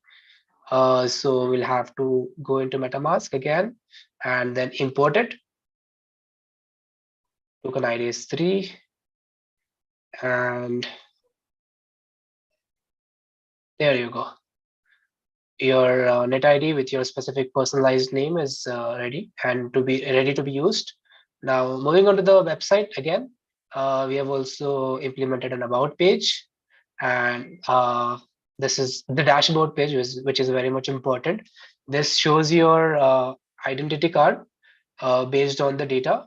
If you do have an identity card, then it will show all the details. This is your net ID card, your name, mobile number, and yeah, we didn't write any double one over here. Now, just to show you that they have also added error management over here. We will be changing our account from account 3 to account 1. Just like I said, account 1 doesn't have any NFTs as of now. We'll be refreshing this. And this may take some time, but it will try to fetch the details of the NFT, but because there is no NFT available, this will return you a page or a component which redirects you to your create net ID. Now, that is all from the creation side. Moving on to the verification side, we'll be doing this on a Web2 website. This is my portfolio live. Just check out the domain name. It is actually live, and we are going to implement this over here in the contact form section. Now, as of now, if suppose Purti wants to contact me and she has to say something. Hey, I need some urgent help. You free? And it will be sent. This is to the public actually. So that will directly be sent to me, and we'll be implementing it on the local server. The same website, I'll be hosting it on my local server. So that is localhost 5174. Yeah, it is the same website on my local server. Just note down the URL over here, and there you go. This is not accessible, so you have to verify yourself first. To verify yourself, just like I said, this is the account with no ID. This is account 1. So this is not authenticated. Let me just switch to my Venkatesh V3. Perfect. We'll connect it, and then we'll try again. Yeah, now it will directly be verifying it based on your authentic ownership based authentication. It will take some amount of time, but it will be working.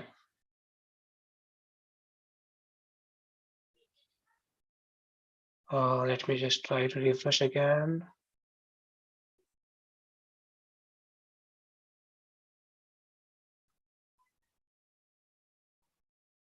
Perfect. Perfect. Now you can access the services. So now if you're connected, you can send an email, maybe say it, and I want to say, hey, let's go out, and then send it. Well, now this is how you verify your NFT. This is just one way to showcase the Web 2 version of how you can implement the verification of NFT. But the main application does lie in the metaverse, where blockchain would be widely used for the data, and you will be accountable for your own data. Moving on to the presentation again. Let's just move on to the future scope. 2 minutes left. Yes, thank you. For moving on to the future scope, we can also implement add transfer of data functionality. So by that, I mean, as of now, we are not sharing any data of any user to the business partners with us, but we can also plan or aim to add transfer data functionality based on the user's consent. So the business partner can directly get access to the data of a user by asking his consent. And finally, we can authenticate the API so that it is easy to collaborate and manage the business partnership with both our business partner and us. And that would be it. Thank you. Feel free to ask any questions. Yeah, thanks for the presentation. Thank you. So this is a decentralized identity management system. Yes, to, exactly. ERC 721 tokens. Yes. See, one problem that I see is that each time you authenticate, MetaMask is asking you for money. Currently, you're on, yes, but on the mainnet, you're going to have to pay each time you're going to use this. Yes. But currently, most of the other identity systems like OpenID and all, they don't charge. Right. Not even a one-time charge. Yes. So how do you see this actually work out in the real world? Well, I do believe that the data actually of a person is more important to the same person. So I do think that monetizing that data is also important. So it all comes with a cost of owning your own data and having privacy and security of your identity. And we can also minimize the gas fees if at all Ethereum does come up with some better environmental friendly solutions. Or we can also move on to the blockchain, switch the blockchain from Ethereum to other blockchain network to reduce the cost. Most of these are the standards. The ERC are all for Ethereum. Yes. The others are not as popular and may not be supported. Ethereum is, of course, the best bet for anything like this. Yes. Yeah. So, what is the stack you said you're using? The front end? React.js. React.js. Okay. And how are you connecting to the backend? We are doing it using API. Just to show you the API, if you want to see the endpoints, I can show it to you. Yeah. And you say you were using Ganesh earlier. Yeah, we were using Ganesh earlier. Why do you want to switch from that? I mean, it's a local solution. Yeah, yes, it is a local solution, but to implement the verification of net ID or NFT, we had to, separate the front end and back end so that we could make API, and we also have easier to manage Sepolia Testnet, which will also have Blockchain Explorer. So we thought it would be a better solution. Okay, looking at the time, I think I'll pass on to Brijesh for it, and then Vision. Yes.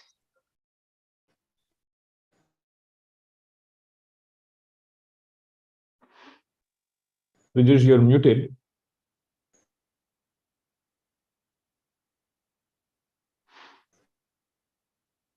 I'm sorry again. There's a lot of background noise here. Yeah, so I really don't have much questions, right? I think it's a good job done, right? And a fantastic UI and presentation. Thank you so much. Too good with the user interface, right? Thank you. Generally, someone is good with design, I think. So that's all. Thank you. Is my feedback, Vishnu sir.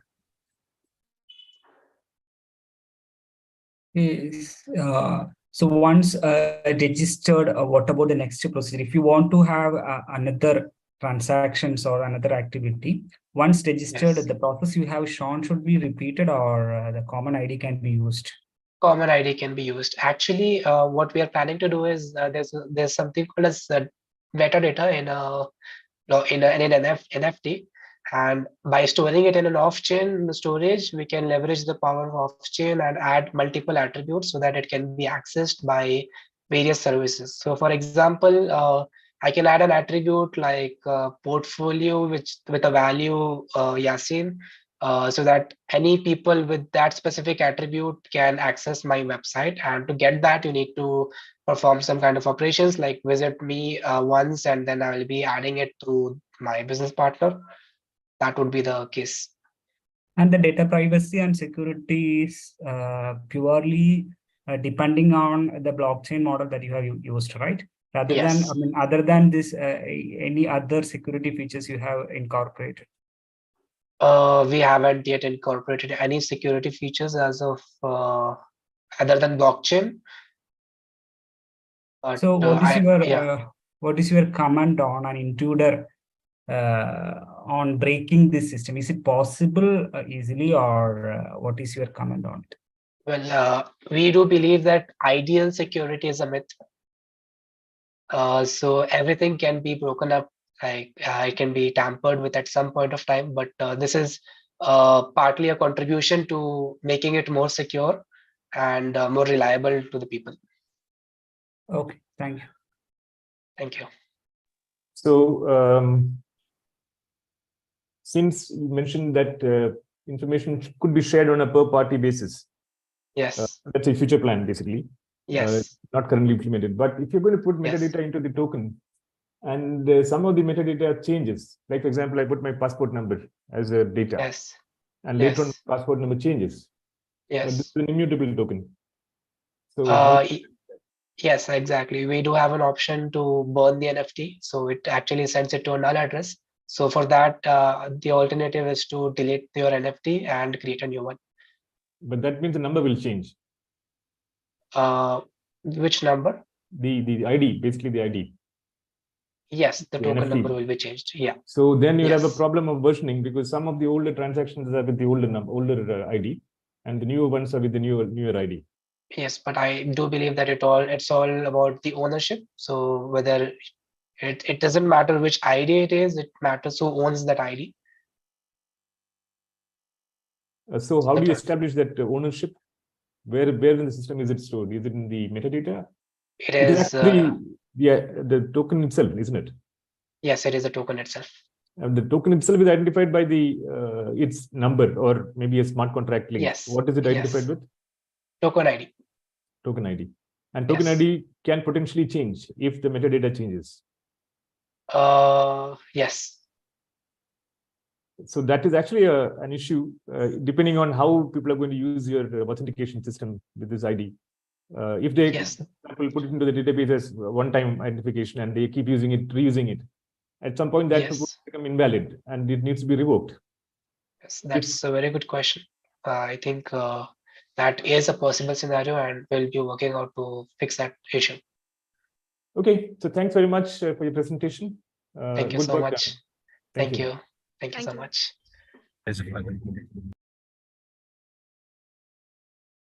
Thank you, team. Thank you for your presentation. You can now leave the call. Judges will move you to the breakout room so you can discuss the scores. Okay, I am actually going to leave now, and Rajesh and Vishnu will manage the rest of the projects. So apologies for that. Thank you. Thank you.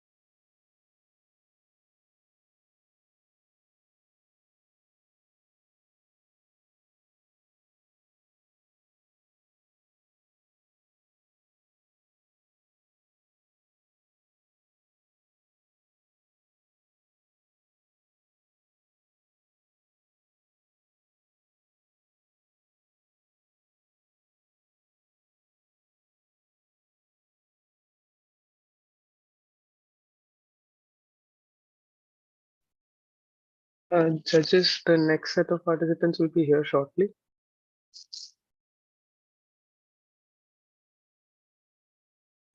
Okay. I'm sorry. Could you repeat that? Yeah, the next set of participants will be here shortly. They're scheduled for the presentation at 12:10. We'll begin So once they're forenoon here. session, only one left, right? Yeah. So in the afternoon, there are two projects, right? Yeah, there are two. Starting from 2 o'clock. Starting from, yes. Okay.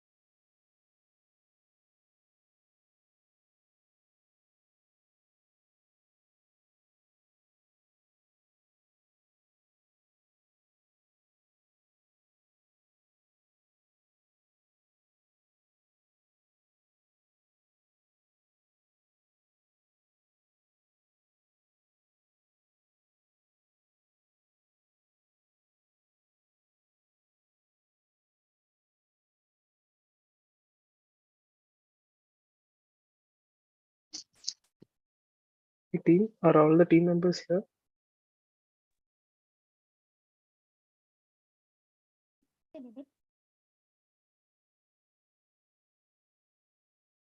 Oh, yeah. Is everybody here?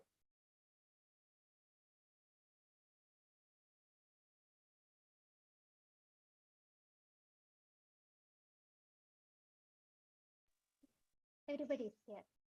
Yeah. So judges, we good to start? Yeah. I think So next, Okay, we can. Okay. So the next presentation is from Christ College of Engineering. The topic of presentation is Dementia Care App. Team, can you just let me know which one of you guys is going to be presenting? I'm presenting Megha. Okay.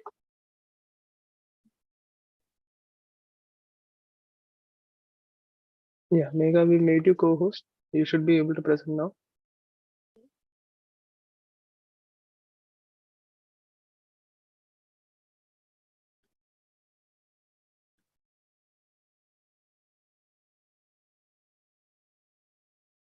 Yeah. Okay, team, you can start your presentation. All the very best. Thank you.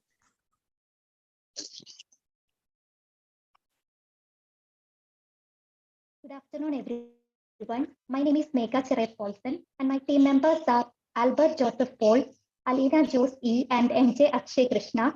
We are a group of students from Christ College of Engineering. We are guided by Mr. Prashant K. Bedi, who is Assistant Professor of Computer Science and Engineering Department of Christ College of Engineering.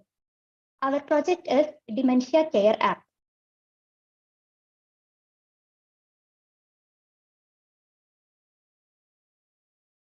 The problem we are addressing is the increasing need for dementia care. Dementia is a condition characterized by a group of thinking and social symptoms that significantly interferes with daily functioning. So the solution we are proposing is a dementia care app that includes a set of features for assisting dementia patients and their caregivers. It includes a set of useful features such as a calendar and reminder, a memory game, treatment record storing, photo album, location tracking, emotion detection, and a chat option. Next, let's hear from Alina Jose E.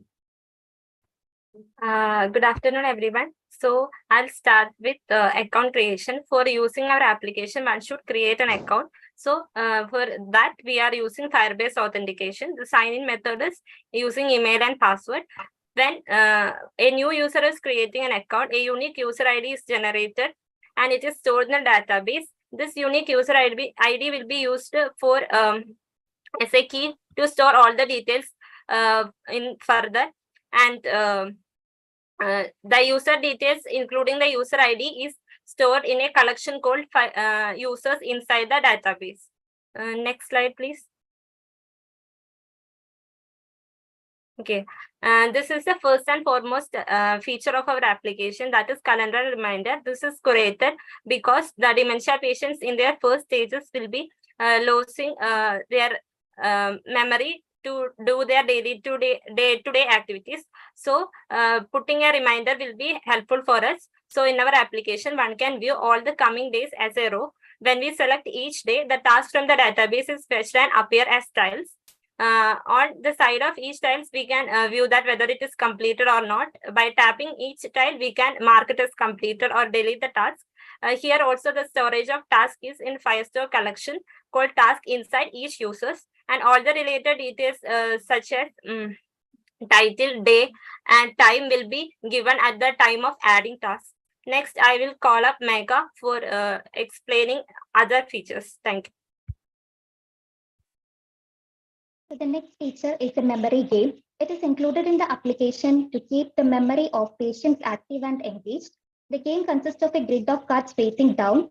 When the user has to tap on two cards back to back, and when the cards match, the player gets points, and if they do not match, they are again hidden.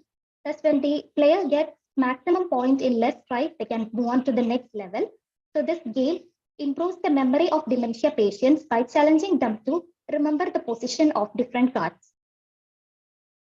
The next feature is a chat option. It provides a platform for the caregivers to connect with other caregivers, share their experiences, and seek advice. It includes a search functionality in which they can search for other users. When a user initiates a chat with another user, a unique chat room is created for them. The messages get stored in the Firestore and it is retrieved from there. The next feature is a dementia prediction survey. It is included in the application to assess and measure the cognitive abilities and symptoms related to dementia. The survey consists of questions from 5 categories such as memory, language, mood and behavior, problem solving, orientation, and confusion. It uses a rating scale of 1 to 10. Based on those questions, the total score is calculated, and based on the score, the level of difficulty experienced by the user is known. Next, I invite Albert Joseph Paul. So, next feature is location tracking. For this, we have used Google Maps API. It tracks the location of the patient. The location of the patient can be tracked by the caregivers and the family members. This current location is added to the Firebase, and from this Firebase, the location is accessed. Next is treatment record storing.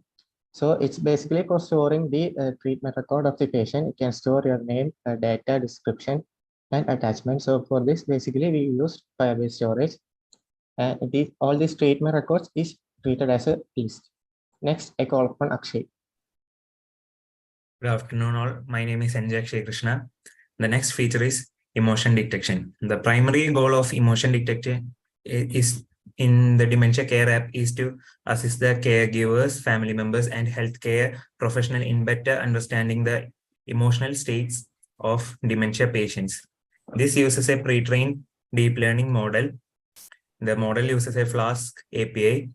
We can select the image from the gallery using image picker plugin. The selected image will be sent to the Flask server for detecting the image using an HTTP post request. The detected emotion is sent as a response using JSONified format. Next slide, please. And the next feature is photo album. Photo album is mainly used for adding the images from the past events of the life of the patients, which help them recalling and discussing about the events that took place in their life, which is very important so that they cannot forget from their life. They can easily look at that and remember it. Firebase storage and Firestore is used. And by adding the images, we can also add a description to each images. And I invite Albert Joseph Paul. So the technologies used are Flutter, Firebase, and in which libraries and tools are used, like data picker timeline, Flutter local notifications, image picker, Google Matplotter, and CSI-InApp model. These are the basic technologies used. So next I call upon Alina. So the future scope of our project is integrating our application to smart devices such as smart watches. This will help us in efficient tracking of a patient, and also we are planning to integrate this to wall-mounted cameras and voice assistant, because the final stages of dementia will make the patient unable to move. And in that case, it will be helpful. And in near future, we are planning to associate with the hospitals and organizations who take care of dementia patients. They will be having a large number of patients and less number of caregivers, so they can take advantage from our application. So that's all about our project. Thank you.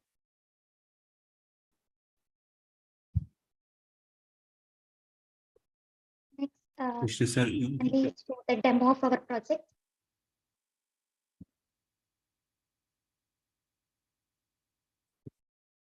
So could you repeat that? Were you about to do a demo? Yes. Yeah, please.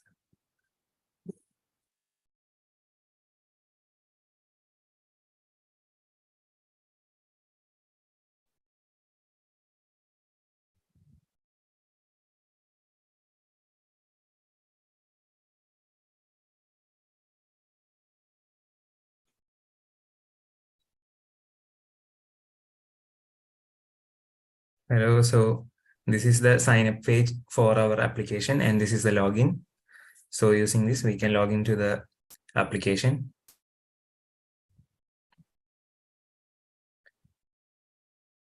And this is the interface for the home page. This is the calendar and reminder page. So we can add tasks to the calendar. We can add the title and note to the given task, the date on which the task is taking place, the time which it took place, the end time, and we can set the reminder. And after that, we can select the task completed. After completing the task, we can delete the task from the calendar. Next is the dementia survey. There are 5 categories to set the questionnaire, which is rated from the scale of 1 to 10, and we can identify which case of dementia we are suffering from. Next is the memory game. There are 2 levels. In the first level, within 6 tries, we will be qualified to the next level. So after completing each set, the score will be updated by 100. If we do not complete within the minimum tries, we will not be qualified to the next level. So now we have qualified for the next level. This is the second level.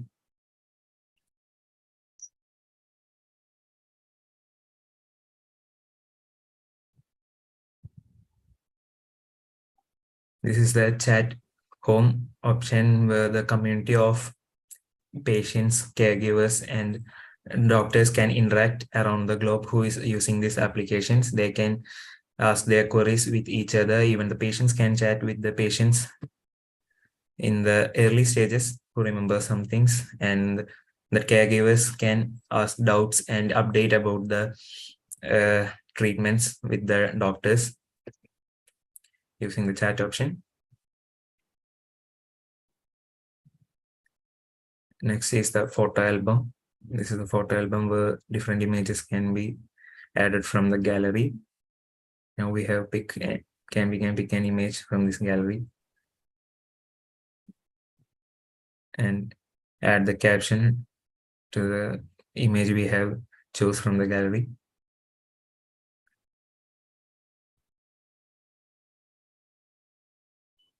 And the next is the treatment records, where we keep track about the ongoing treatments for the patients. So we can add the treatment name, the date, and description of the treatment. Next, the emotion detection. We can choose an image from the gallery using image picker option, and detect emotion will give the emotion of the selected picture. Next, the location tracking. We can track the location of the patient using the location tracker. We can locate the current location of the patient.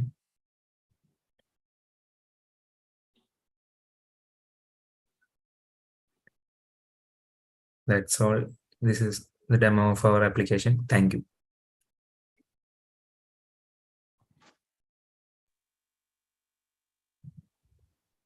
Vishnu, sir, you want to start?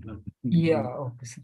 So while developing such an application, you should have to mention who are the end users, whether it is only the dementia patient or the relatives or the caretaker or the doctor. So who are all the end users of this application? The application can be used by the patients if they are suffering from early stages of dementia. So they will be having mild memory loss problems.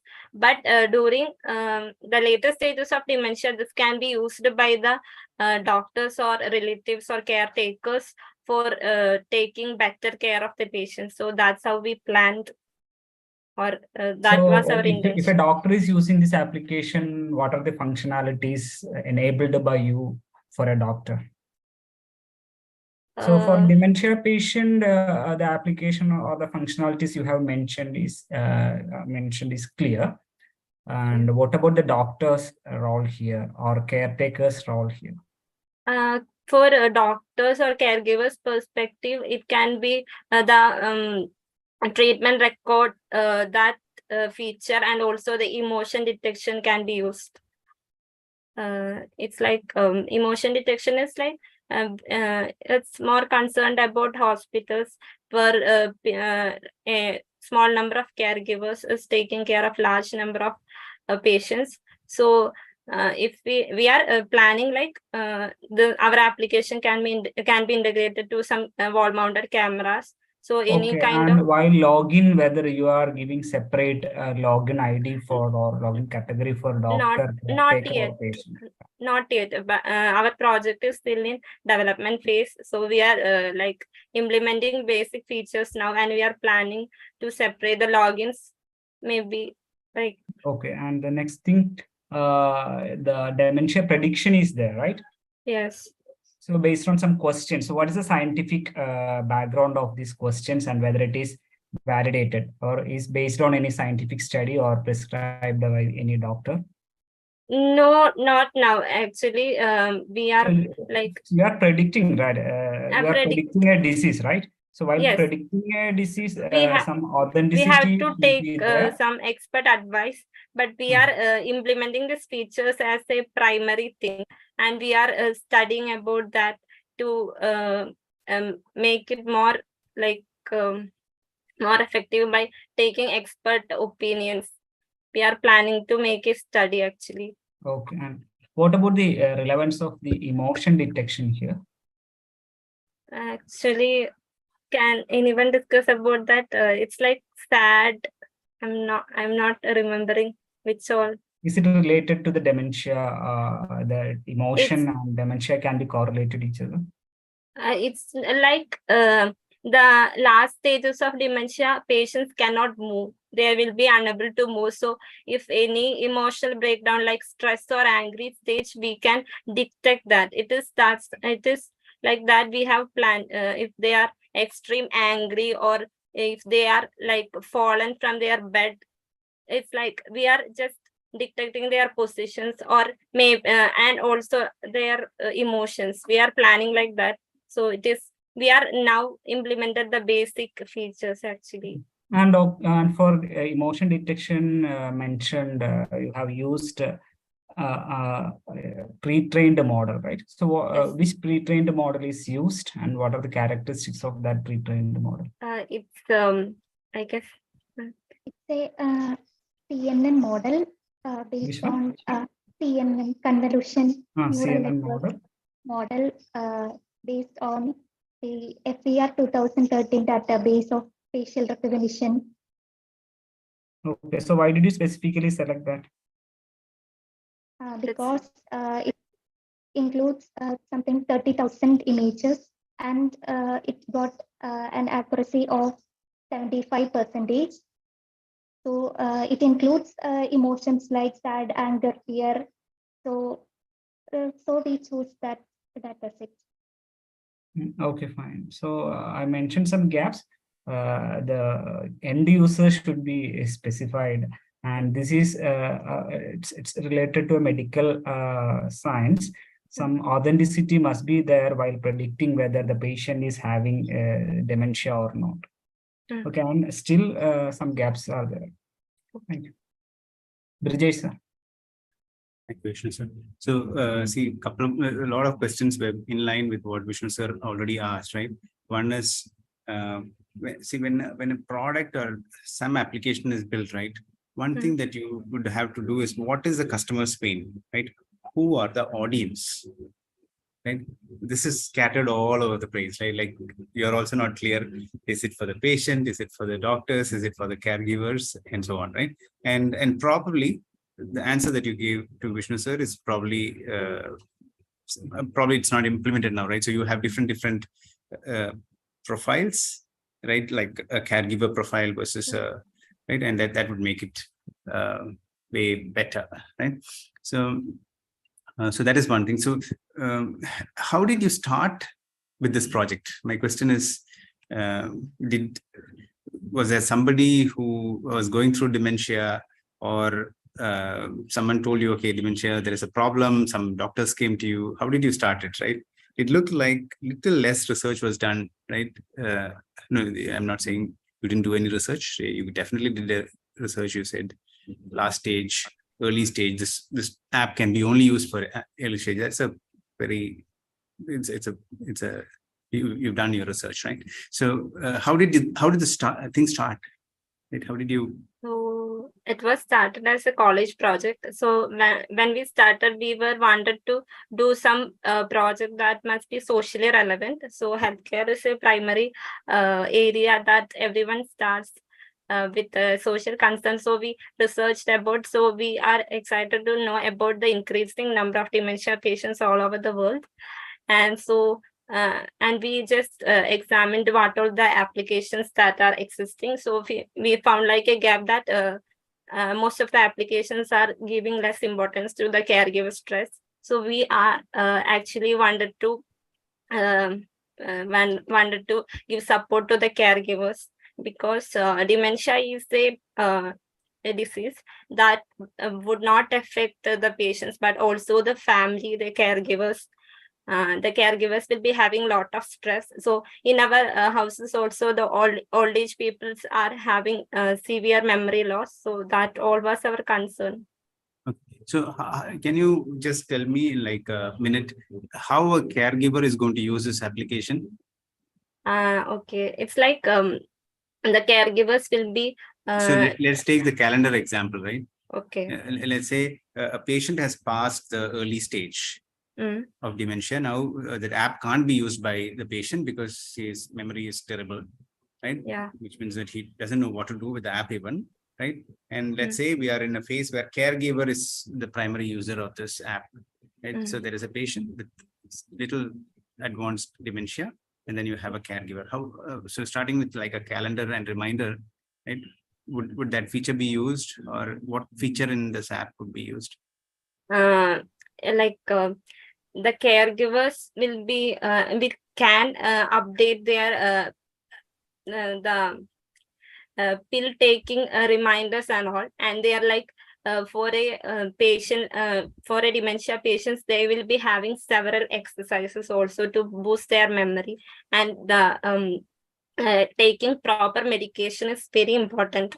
During our research, we found that getting proper medication will slow down the process of getting to next level. So a caregiver can put reminders for all these things, like short mental exercises and medication and all of that. In the aspect of calendar, we are implemented like our intention was that to implement Reminder for caregiver. No, it's like if I'm a caregiver, I'm putting a reminder about the time of my patient, or if I having a group of patients, I am putting reminders separately for all of them. If I am having 5 patients like that, I will be putting reminders for each of that patient. So it will be easier for me to organize. Yeah, that's good. And you said emotions, right? Emotions, and probably at a later stage, right? You said if a patient falls, yeah, right? So you would want to detect, right? So how is this app going to, is the app mounted on a wall with a continuously monitoring camera? What is it like? Like we are figuring out how to implement that feature actually, because we are like planning to integrate this to some smart cameras maybe, and giving reminders or like alerts to the caregivers if the patient is fall, it's an emergency, it's like that, giving the alert to the caregiver's phone or application that he is holding, like so there is a smart camera component that needs to be added, right? Okay, fantastic. So I think this little more of thinking for a college project, it may be good, right? But if you want to commercialize it, right, there's a lot more to that you will have to think through, right? I would suggest you go and validate it with so this, instead of leaving it as a simple college project, right? Go on and talk to people who are in this space, right? And not just India. And reach out. You are in an age where LinkedIn and many other means are there, right? Emails, right?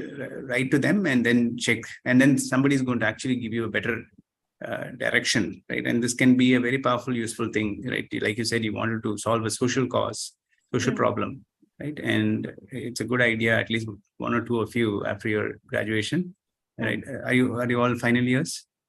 Yeah, we just graduated from college. You just graduated, right? So go on to continue doing this, right? This might look like a simple app, It's definitely not well thought through. Right? It's scattered all over the place. Like a product is like think of a Uber or Airbnb or any of those Amazon apps and all of it. Right? It's so well thought through. Every element that is there has a meaning to it. Right? So that definitely is missing. Right? It's a little scattered. You put together many features. Right? They are not interconnected. Right? And all of it. But I think it's a good cause. Go on and pitch it with some people who are in the healthcare space, specifically in the dementia space, right? And then you will have some opportunity to work on it. Okay, we hope we can do that. You can do that. Okay, thank you. Best of luck. Thank you. Thanks. So thank you, team. Thank you for your presentation. You can now leave the call. Judges will move you to the breakout room so we can discuss the scoring. Okay.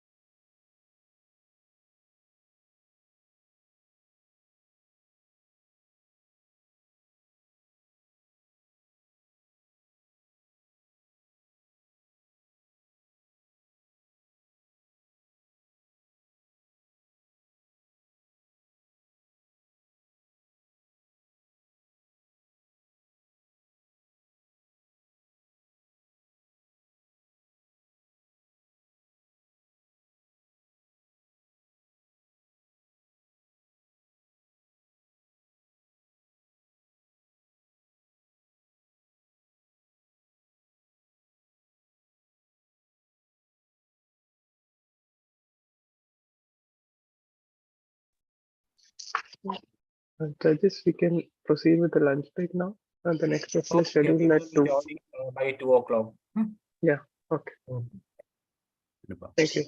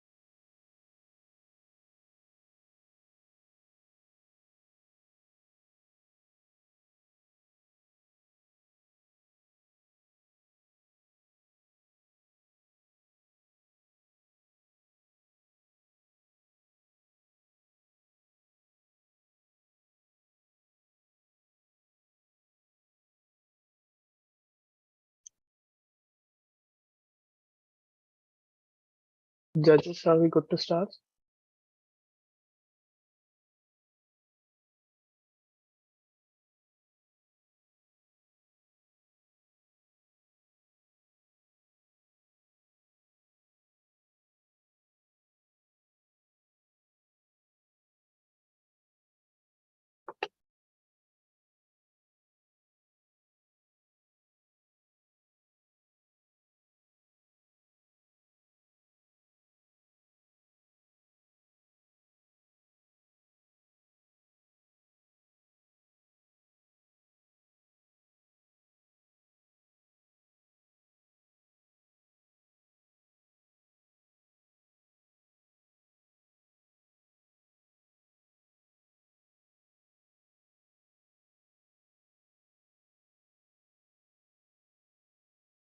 Hi team, is everybody here? Is everyone from the team here?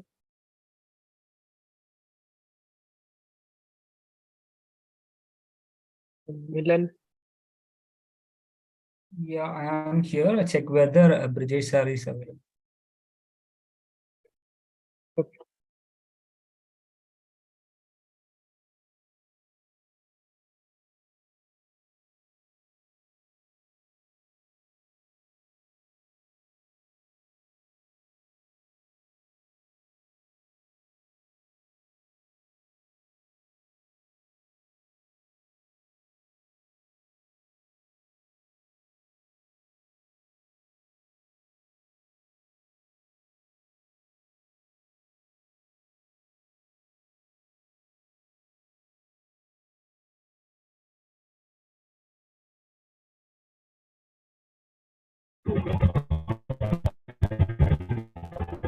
Hello?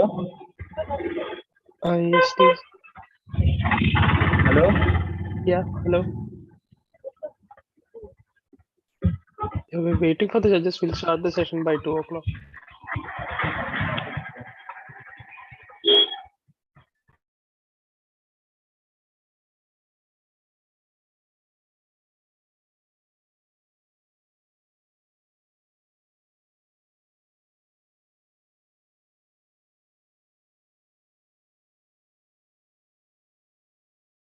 Judges, are we ready?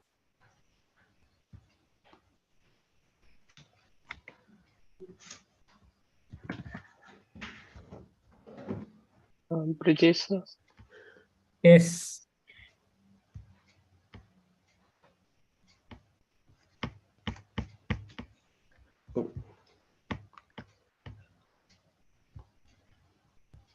Brijesh sir, are you there?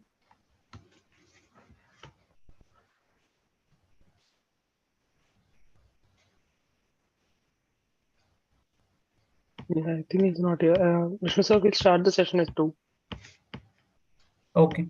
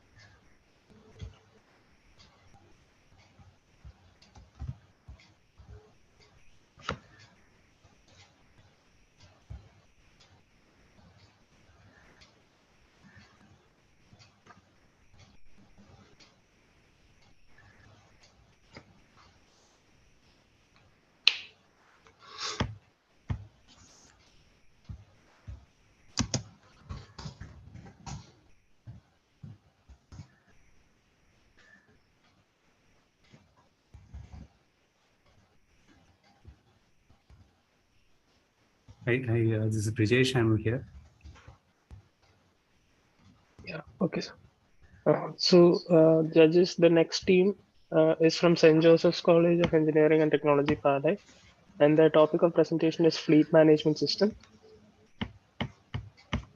Team, can you just let me know who is going to be presenting? Well, I'm going to be presenting for the team. Okay. Okay, we made you co-host. You should be able to present right now. Yeah, sure.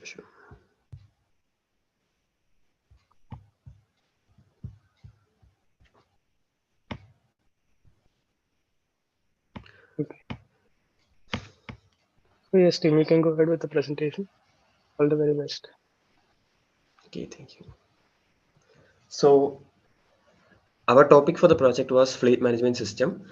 So why we chose this project was that many of the other teams were following some high-end technologies and all. So we thought, why not first focus on a particular problem which is currently existing in the society and try to resolve that. And that's how we came to this fleet management system. So we did a quick requirement analysis and found that many of the segments had their own problem statements, and we tried to take in as much as possible and try to resolve all of them. And the three segments from which we took these problems were the administration team, the management team of the fleet, and also the students and other travelers in the bus. So the administration teams came up with all these problems, like they needed an immediate solution for the manual request management system which is currently being followed. They needed a more dynamic and automatic system for that, and also the validation of best passes that took up much of the effort of these fleet staff and all. So if we were able to produce a more automatic and digital solution to this, then they would be able to reduce the number of staffs and the time allocated for that. Also, the unauthorized traveling in these buses were actually a problem. So many of the students were not taking bus passes, and we can't always validate these passes daily. So that gave a financial burden to the fleet management team also. And also, since many of these travelers doesn't have a pass and still traveling, some of these students with an actual valid pass ends up not getting a seat and had to stand all the way. So the issues caused by that, and they also needed a system to visualize their profits, to give a graphical representation of those profits and losses and all. And the flight management team, they also needed a system which could readily provide them with the current status of the travelers, the passenger log, the live attendance, and also a system which could give them due date alerting and all. Also the service tracking, keeping maintenance log. So they had up to till the date, they are being following some spreadsheets and Excel sheets and all. So they needed some more futuristic system to make it all into a single umbrella. Also keeping track of the payments with petrol pumps and other maintenance works and all. So the next problem definition was that of the student travelers. So they also had to track a facility to track the buses, and also for viewing their attendance, fee payment, and all the other things. So the problem, like the actual problem we faced, was not that each of these minor problems didn't have a solution, but it was that we had to put all these solutions of all these problems into a single umbrella. The integration part was the actual problem faced by us. So the proposed solution was the dynamic request management, which can allocate bus seats based on demands. So at first we planned on making this whole system dynamic and automatic, but then we got the feedback that putting the whole system in an automatic way would result in some abnormalities, like AI taking too much than what it is supposed to do. So we just put on a suggestion system which grants the ticket only on the approval of admin. So so that the AI doesn't take that much power on this decision making. Also rerouting a buses and also concatenating two separate buses if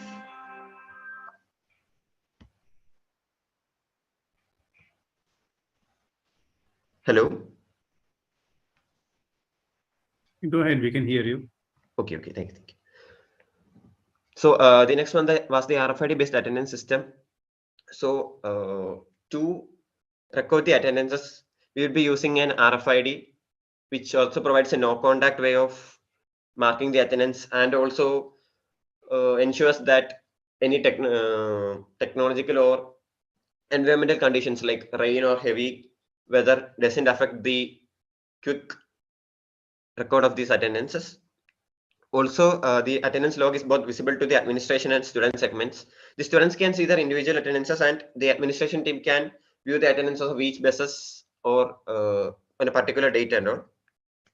So the next one is abnormality management. So this abnormality management was requested by both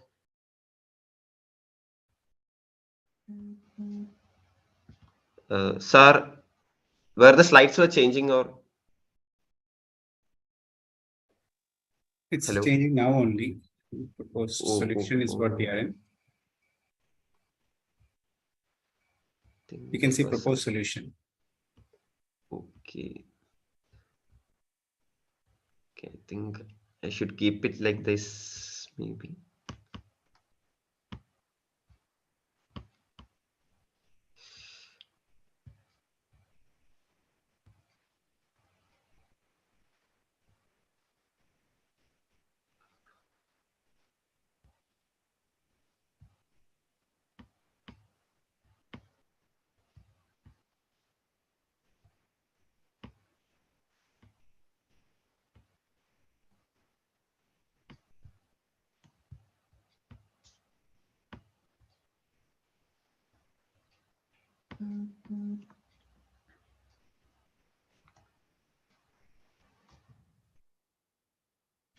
Sir, are the slides changing now?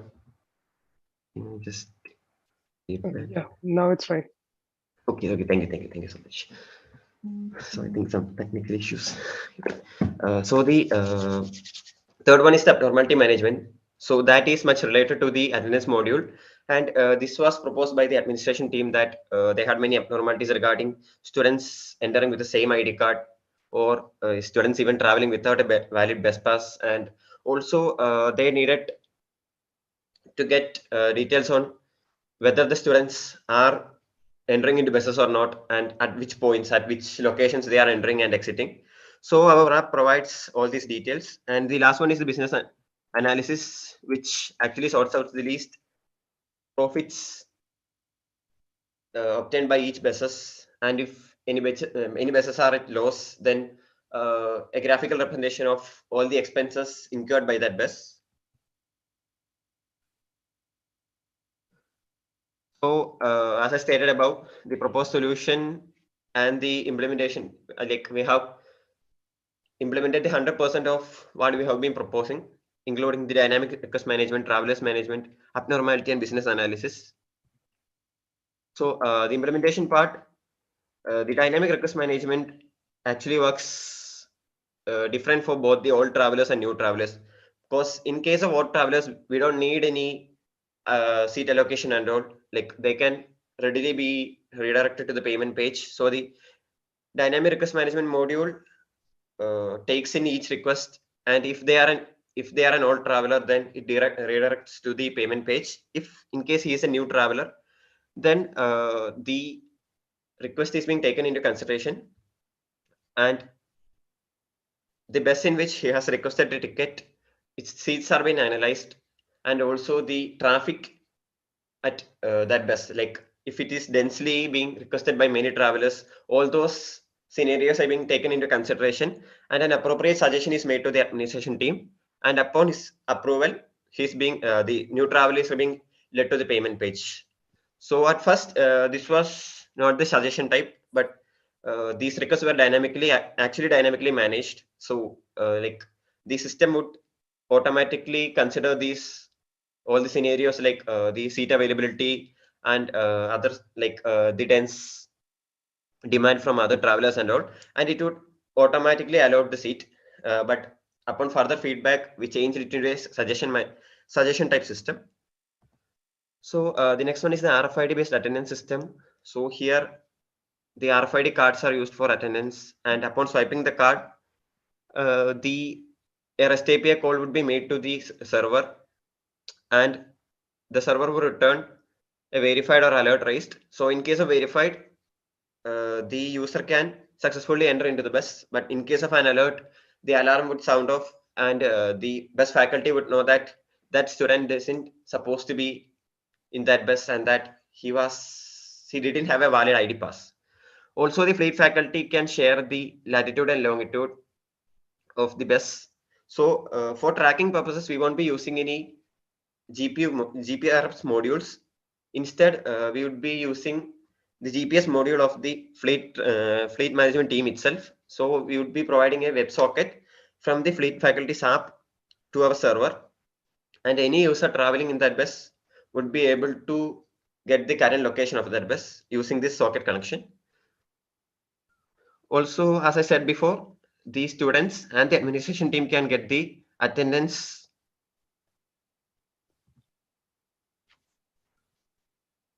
so talking about the technology stack, we have developed our front end using React and has deployed it in Netlify, and also the web app was provided for both teams. Like for the administration and the management team, we have provided web app. Yeah, this is what I said. So the administration team is provided with a web app, and management team is also provided with a web app, and the travelers and fleet faculty are provided with their respective mobile apps. So the mobile apps are built using Flutter, and the web apps are developed using React, and all these backends are being developed in Node.js. So the remaining part is demo. So if I could get a feedback on whether I should play the video demo or the screenshots, it would be nice. You can show the video, or if you have a demo and if you can finish it in time with a real web app, that is also fine. Whichever is convenient for you. Sir, we do have a working demo, but it would take some time. Like there are so many features. Sure, sir. First, I will show the video. Then, if you need, then I would show the real app also.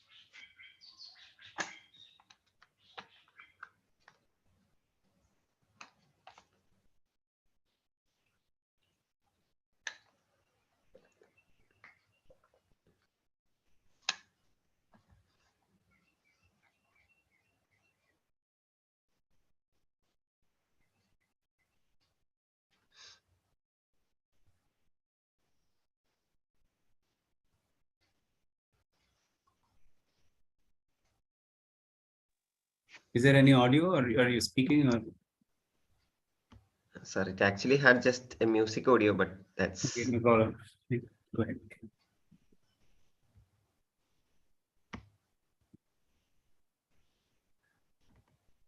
If you can tell us what is going on in the screen, right? That'd be good. Sure, sir. So first we had showed the admin login and the facilities in admin dashboard. So the admin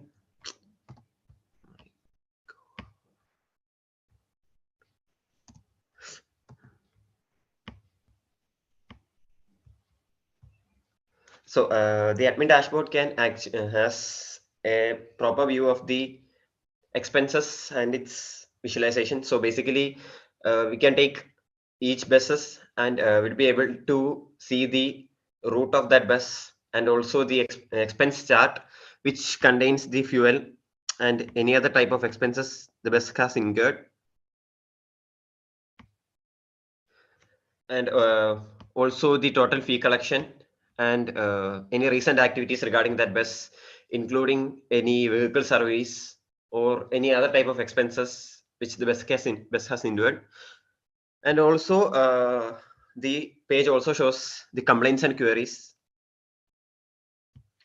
The student can actually raise a complaint about a particular bus and the admin is able to view and resolve that complaint.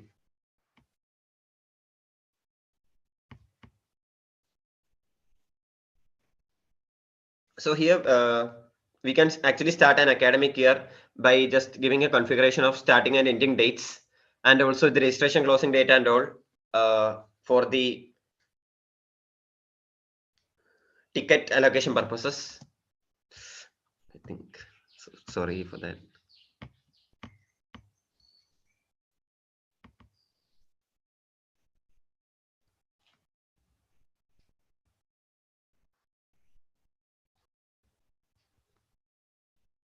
Sir, can I just play the video and show, like, explain about it later?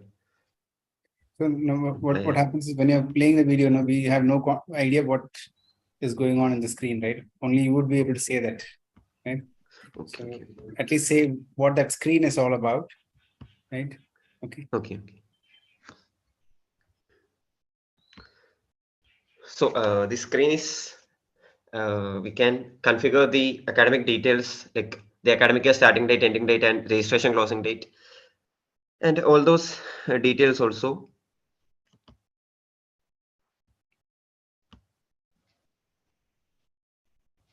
Okay, go ahead. Keep moving.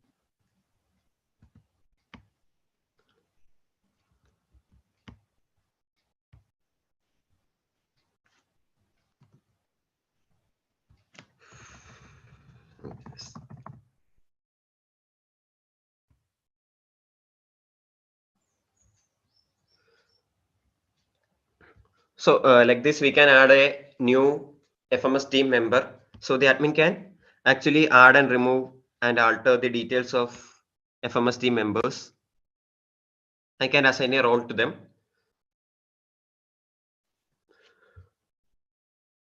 So this newly created management team member can log into their respective dashboards and they will be able to see the details of all buses. So this is the FMS team's dashboard view. Unlike the admin team, the FMS team has actual view of the whole vehicles, the details of their due dates and the seat capacity, if that bus is actually allotted to a particular route or not, and they can also edit these details.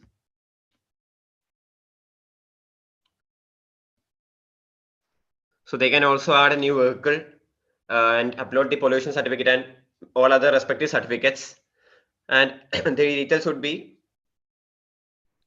reflected in the dashboard also. So in case any pollution certificate or any other certificates have been expired, as you can see in the document deadline section, so the FMS team is able to update these documents, like upload the new documents and make regular necessary changes, put in new validity and all. So in case if this due date comes nearby, the FMS team would get the respective notification in the right side document deadlines. Also, the FMS team is able to add new drivers and new buses also. Like new buses, they can also add new drivers also.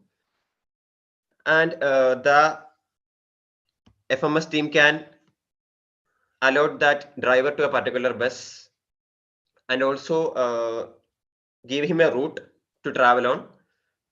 And the FMS team can also add a new routes. And we have actually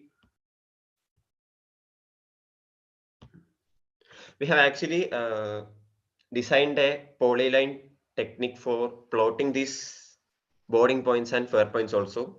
So there was Google polylines, but that wasn't much accurate. So we developed one ourselves. So by this, the admin team or the management team is able to plot a new route or reroute a particular route and add the boarding points and all. So I will show you how it works. So we can just touch and tap and we will be able to draw the new route. And we can add fare points also. So these fare points help us when we do these fee calculation and all. So if any particular boarding point comes in between these fare points, it would have a fare rate. So that's the basic working.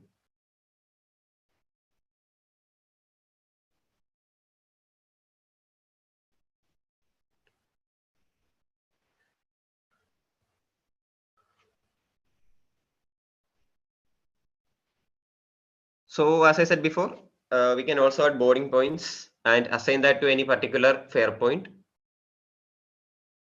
And this actually makes the work of the admin team easier, and we can also digitalize this. And so this whole map is also available to the students. So they will be able to see which all boarding points are there in their bus. And if in case they miss any bus, they would be able to see the next boarding point they will be able to access. So this is what I said earlier about allocating a particular bus route to a particular bus for a particular time of like 1 month or 2 months. They would be able to that bus would be allocated to the particular route.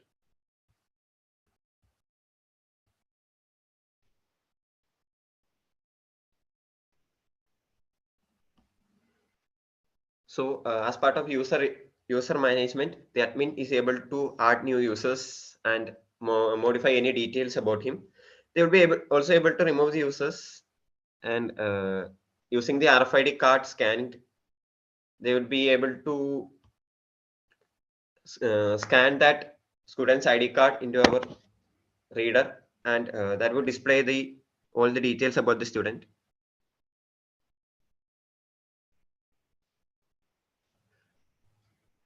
So as I said before, the students are also provided with a traveler app, which they can log in with their credentials of username, and the date of birth is default. So in case they are a new user, they will be able to select a particular bus and the boarding point, and they can request for the bus pass. So in case he is a new user and that boarding point is also new,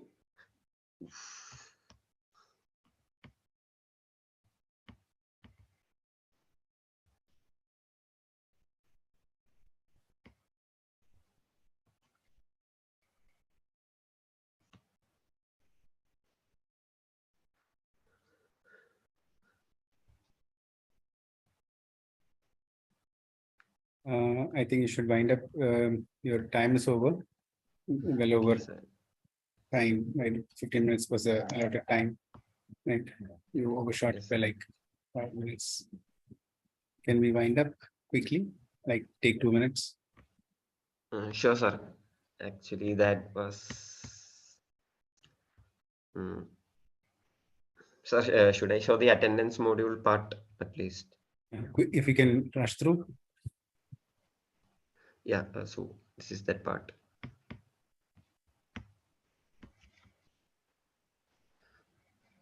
So the student can actually track the bus and see the respective stops and the live location. And this is the attendance demonstration. So she showed the right card and she was actually had a valid pass. That's why she was able to get pass. I believe you can hear the alarm sound. So she was actually not had a valid pass. So that's another abnormality. She had a different route but had a valid pass because like she had to travel in another bus. He didn't had.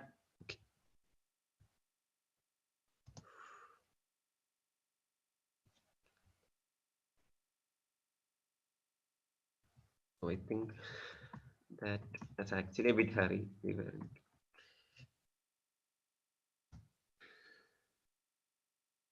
That's it. So what is the future scope? Fleet management system adaptable to any institution or hospital, school, college, right? See, there is another area, right? Like this IT companies and all of them, right?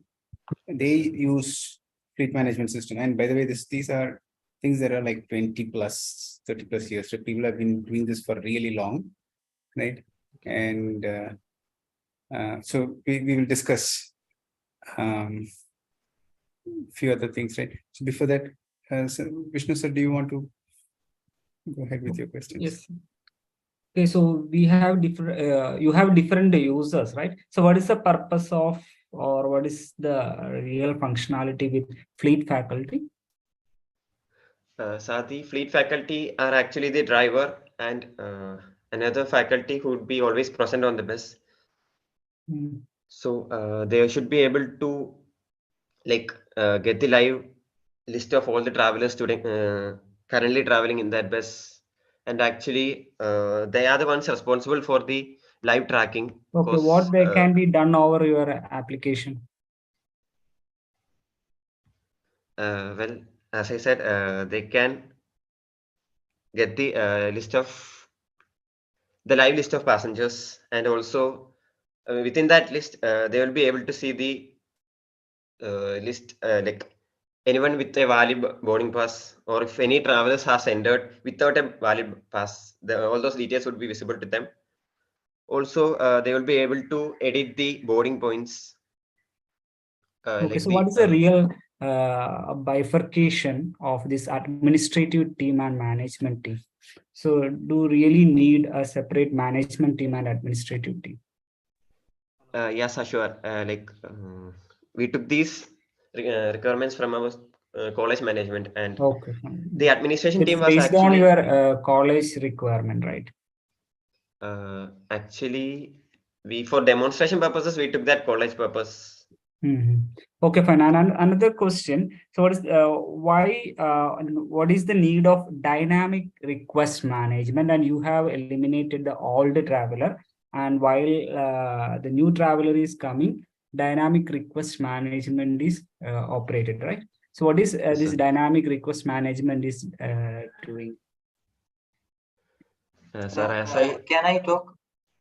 Hello? Yes. Okay, the main purpose of this dynamic request management is when there are students who are already traveling in that bus, and students who are registering to the new route in that bus. So there will be different cases to handle. If a student is already a traveler in that bus, he has a priority, and he will be automatically allotted to that bus, and he can go with the payment.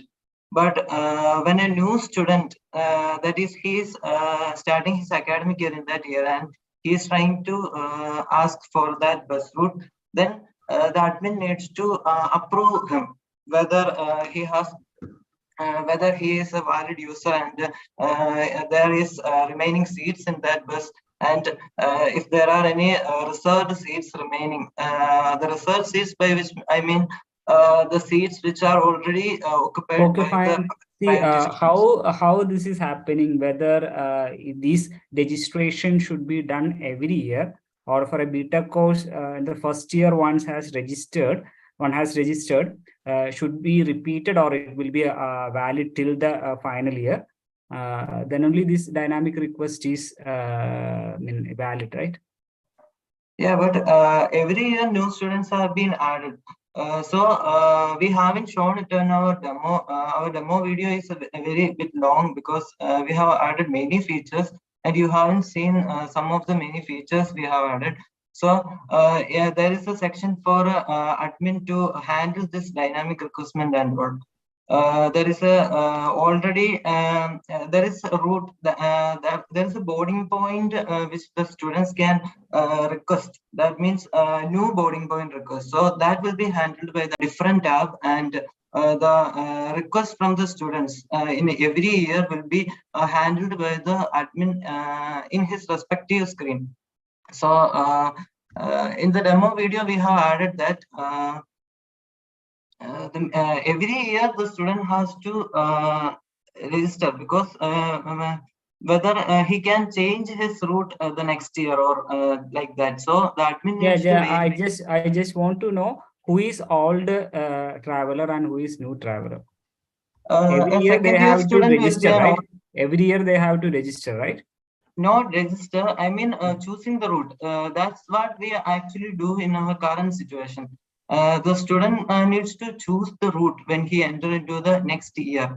So, but if he is already a traveler in that bus, that means when he came into the college and registered for the first year, then he might have chosen a route. And the next year, he is choosing the same route. So he will be having a priority because he is already traveling in that bus. And the priority, based on that priority, he will be directly allotted that without the admin's approval. Okay, so what about the payment system? Whether you are performing the payment online or online payment using Riser Pay. Okay. So after marking the attendance, who are all can see these attendance of each and every students? 3 people can mainly see the attendance. Admin is basically related to students and overall looking into the business analysis, and also he can see the abnormalities registered each day. Abnormalities made by students, whether he has board off or board in at the respective boarding points which he registered. And also the students can track his or her attendance daily. We have provided a calendar, and in that calendar, he can select a date and see whether he has board in or board of a particular place or not. And also faculty, the faculty in the bus also can see. He also is provided with the faculty app, so he can view the attendance daily. So these 3 people can view the attendance and know whether a student has board off or board in at a right place or not. Like in the screen, you can see this is the app screen which is provided for the student. And when he select a particular date, he can see the morning and evening activity. And also he can view the attendance like a chart. And there is also an attendance system for faculty in that bus. This is the attendance screen for the admin. Admin can see whether a student has gone to the college. Okay. How many times he has to scan the card? How many times? Actually, when he enters the bus, he need to scan the card. Then he will the alarm system that we. Okay, fine. So what about the return journey? So on towards the college, that is enough. And what about the return journey? You journey also tracking where he is. Get down, right? Yeah. Okay. We have actually marking all the abnormalities when he is going to the college and when he is coming back from the college. So here we can see abnormality, and just for understanding, we have provided a comma. That means in the morning activity. My question is how you ensure that the person is get down at the correct point while returning home. Okay. That is all things happening in the back end actually, because we are calculating. We have added boarding. When a student registered for a bus, he will be added to a boarding point.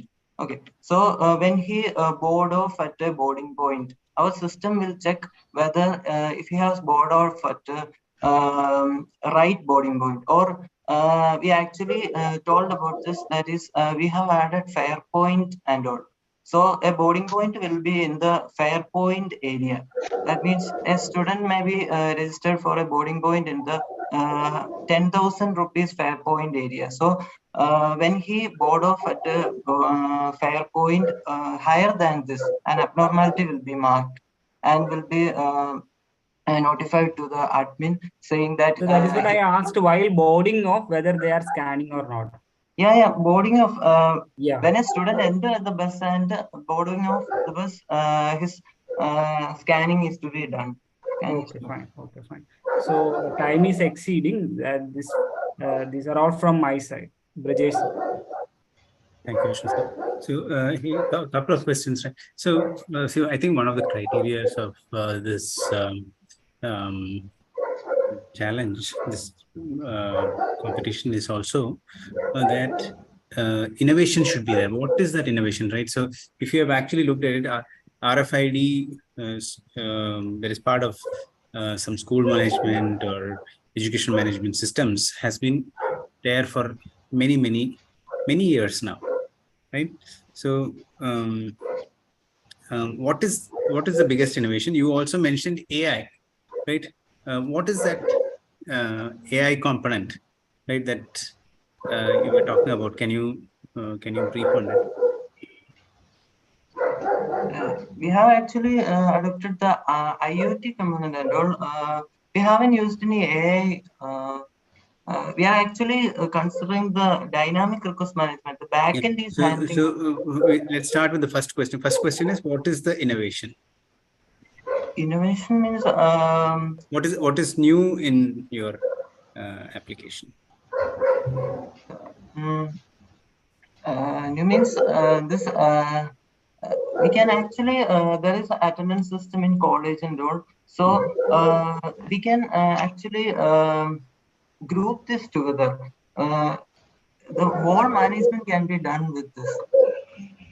In this, just bus management is there, but when we incorporate this with the attendance system in our college, then we can group all this together and become make a Sir, as you said before, there are systems providing like a quarter of what we are providing. Like no, any attendance. That's not true. There are systems that provide a lot more than what you provide, right? And in many systems, this is only one module, is my point, right? So, but I'm saying this is a good effort, right? But I'm trying to see, is there anything that is innovation that we are missing, right? So I want to give you that opportunity to tell us, hey, what is that unique thing that nobody else has done, right? And by the way, this is not only for college, right? See, IT companies here, right? Their shift staffs are there, right? And then they need to keep track of, specifically when ladies are to be dropped at home, right, and so on. It's very more stringent, right? Sure, sir. That's the reason why I said that it can be implemented in any institutions. Those kind of organizations have been doing this for many years, well over a decade and two, right? So, and it's all tracked, right, perfectly. Somebody calls, keeps track, many things, right? So, what is that is innovative, right? In your case, it is a college use case, right? Specifically for colleges, what you started, definitely it can be scaled to something else, right? But what are those 1 or 2 points? Tell me one major innovation that is there in this application, which nobody else is providing.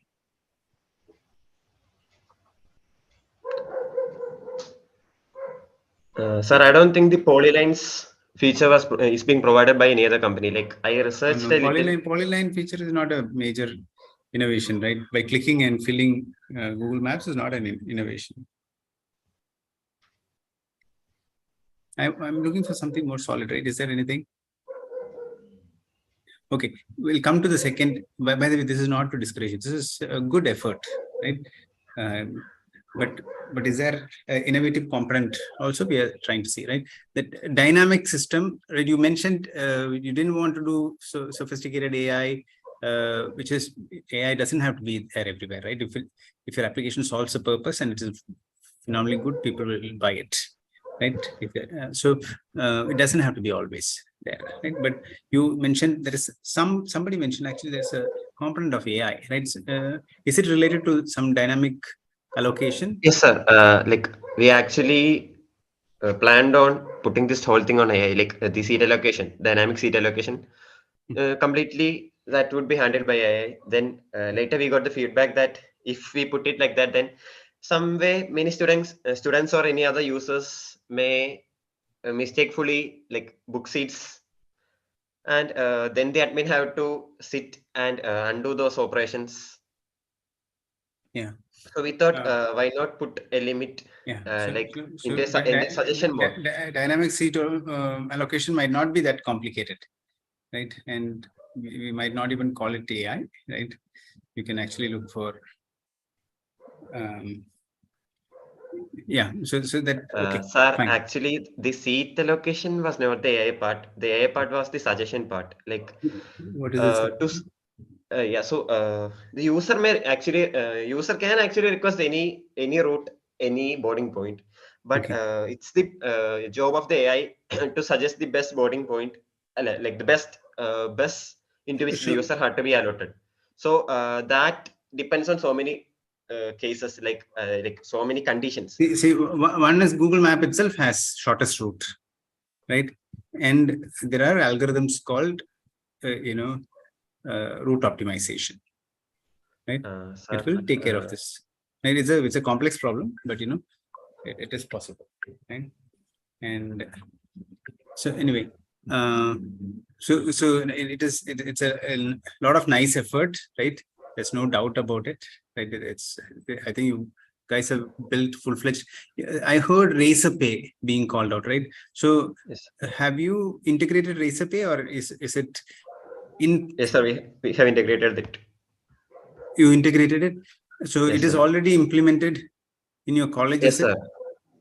Like the discussions are being currently going on, and last day we have met the management, and they are giving positive response. So within how did you get Razor Pay access, right? Unless you give out all these documents saying that this is a product, this is a company that you've said, right, and all of that. Did you get, or is it a trial?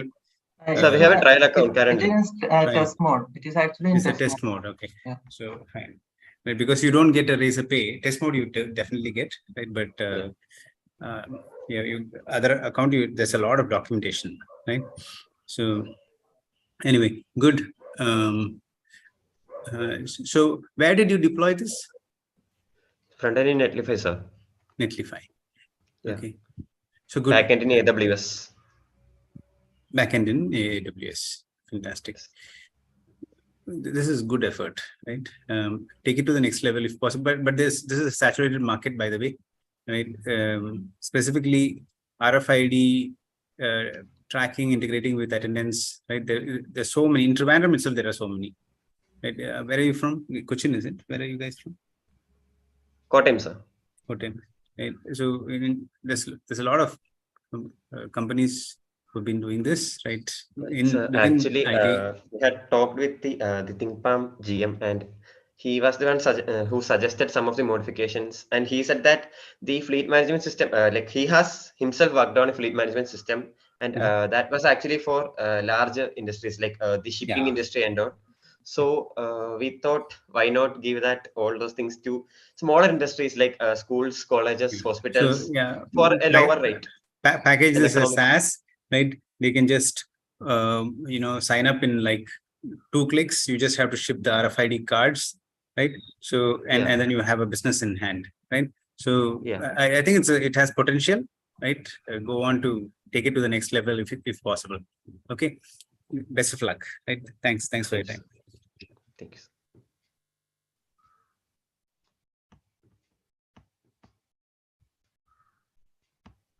Thank you, team. Thank you for your presentation. You can now leave the call.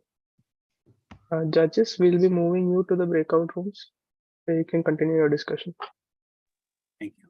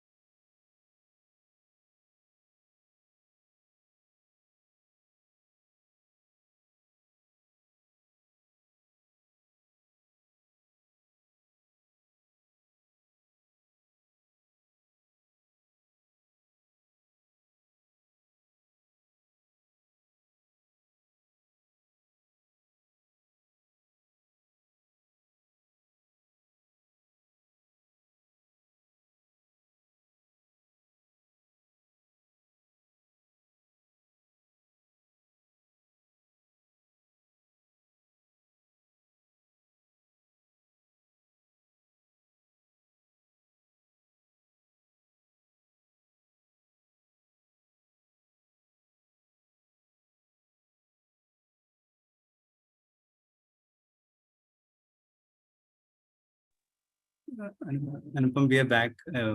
If the participants are ready. Yes, sir.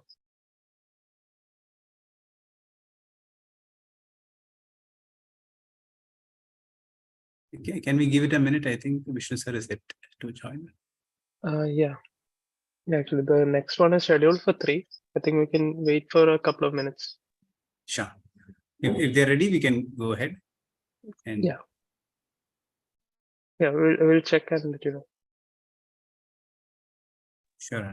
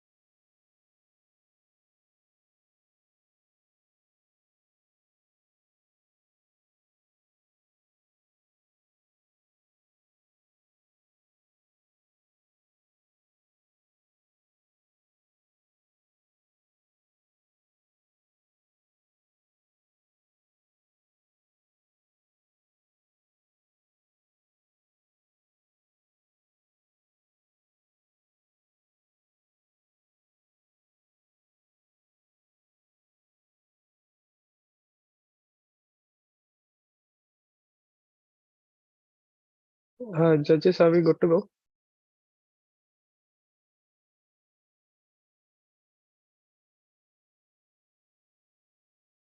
Vishnu sir, Rajesh sir. Yeah. We're ready. Vishnu sir, shall we? Yeah, we can go. So judges, this will be the last team for the day. They're from Army Institute of Technology, Pune. The topic of presentation is multilingual automatic multiple choice question generation.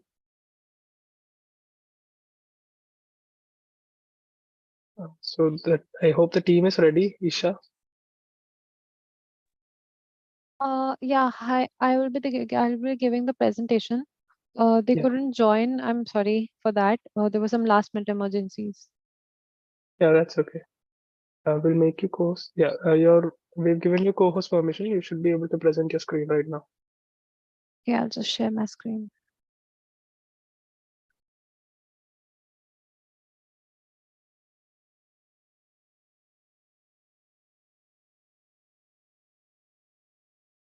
Is it visible?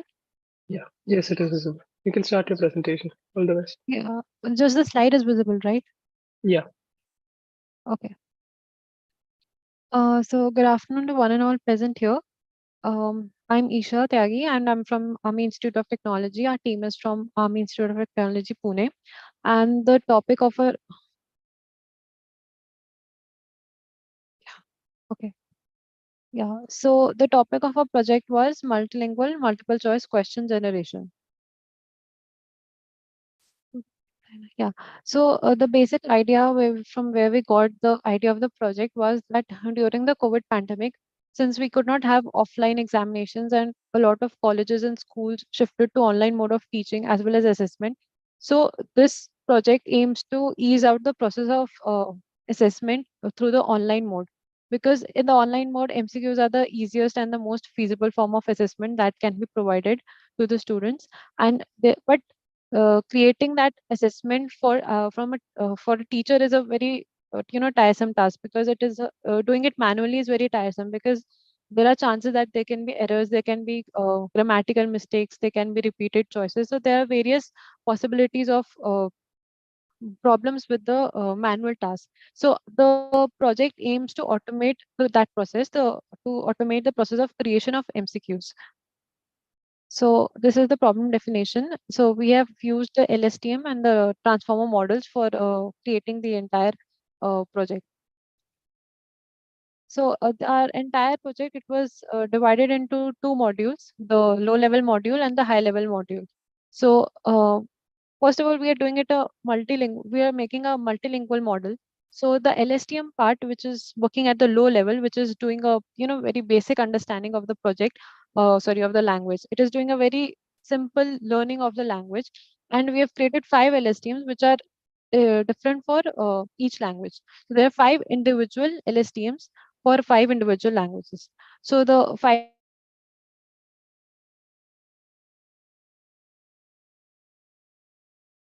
as I've mentioned in the slides, the low-level module was made up of the LSTM and it was... Isha, sorry to interrupt. I think we lost 5 seconds of yours. Can you repeat? We heard you have 5 different LSTMs. After that, we can hear it. Okay, sorry, I'll just repeat. So we have basically 5 different LSTMs for 5 different languages, which I have mentioned in the slide: the English, Hindi, Korean, French, and Chinese. So the low level was developed individually for each language, and we use the LSTM model for the low level understanding of the language. So for the high level module, which is basically made to consolidate all the LSTMs into one single, because we want a single model. We are not making 5 different models for each language. We are making a consolidated model for multiple languages.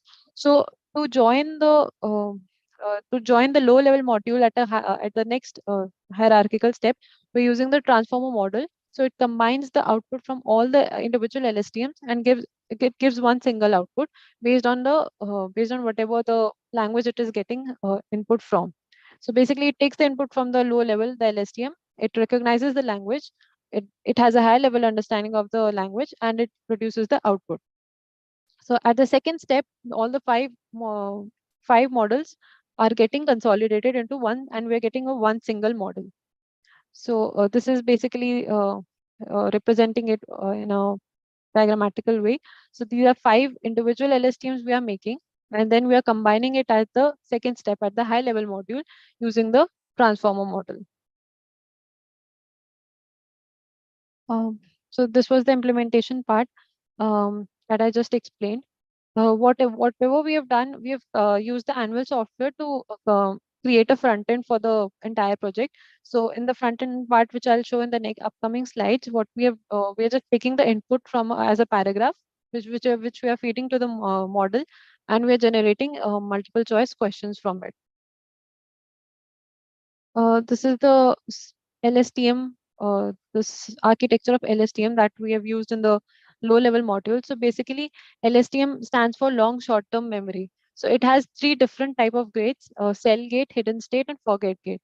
So basically, the forget gate is it remembers the value which was fed into the... You could actually skip the theory of LSTM because the panelists are very familiar with it. Yeah, okay. And distractors, when we are creating multiple choice questions, there's generally one single correct answer and 3 wrong answers. So the 3 wrong answers are called distractors, which we have created using WordNet. So WordNet is basically a dictionary, and like for a particular word, like suppose Amazon, it could mean a river, it could mean the Amazon forest, or it could mean the e-commerce website. So what the transformer model does is it tries to understand what context, in what context are we talking about that word.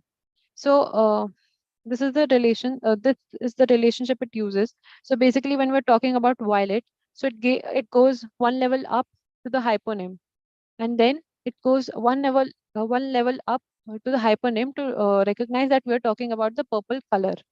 So this is how it correlates the hyponyms and the hypernyms, and it basically understands in what context are we talking about that word, so as to generate a question which is relevant to the context in which the word is being talked about.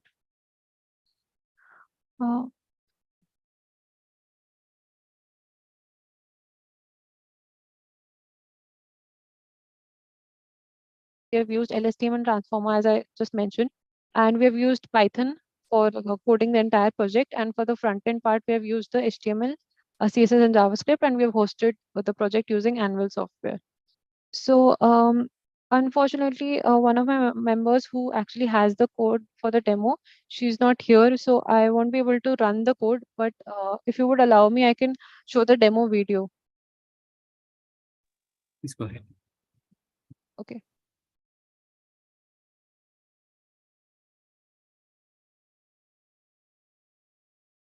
Is it visible? Yes. Okay.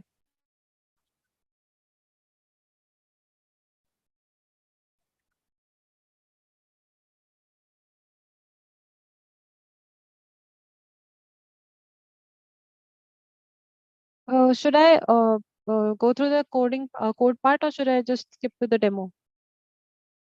You can skip to the demo. If there is any confusion, we come back to the code part.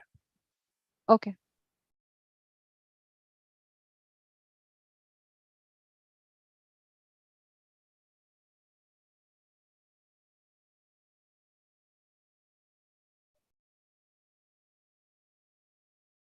Right.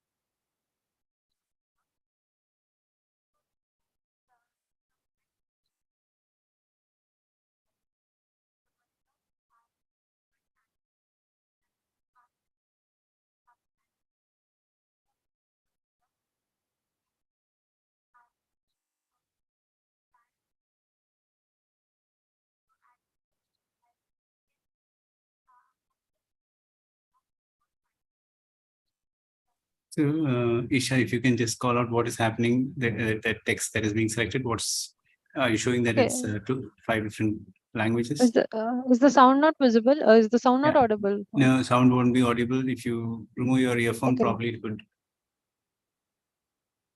If you unplug your earphone. Is the video audible? You're audible, but not the video. So the reason is you need to unplug your earphones, your speaker. I just unplugged my earphones. Is it audible now? The video. I'm not sure. I can't hear anything. Why don't you just give your commentary on that? Okay, so the video is not audible, right? I'll just explain. Right, so you just give your commentary on that. Okay.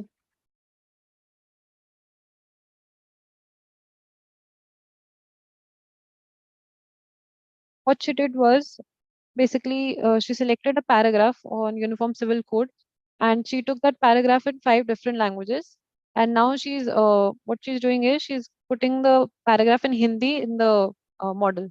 So she's feeding that paragraph in Hindi language in the model.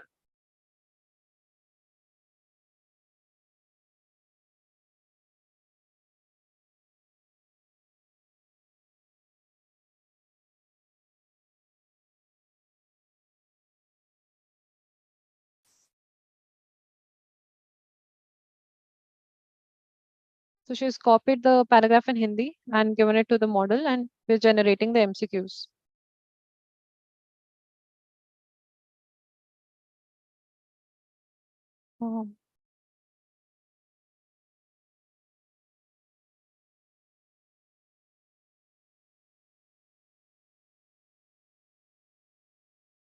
So it will just take a minute to load the questions. It is running at the back end, but it will just take a minute to load in the front end part.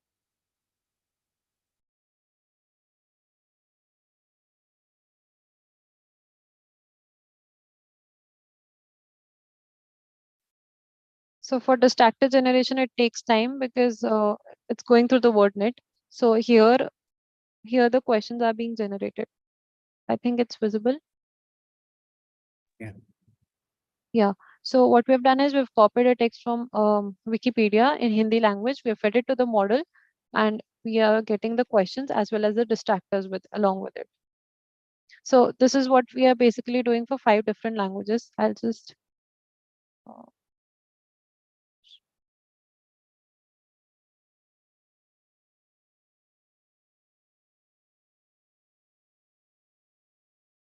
Whether it contains 4 different options. So yeah, is the screenshot visible? It's not properly visible, but too small. You can just tell what is there on the screen or make it full screen. Is it better now? Yeah. Yeah. Okay. So basically we fed this paragraph to the model and it has generated the question. It has generated the options and it has also given us the correct answer along with it. So I just showed it for Hindi language. This is for English language. And the same thing we're doing for 5 languages currently. So what if happens we are providing the test in Hindi? Will it generate? Yes. See, in this screenshot, I think it's We visible. can give these paragraphs or tests in any language that you have mentioned in, right? Yeah, any of the 5 languages. Any of the 5 languages. Yes. So this is for Hindi.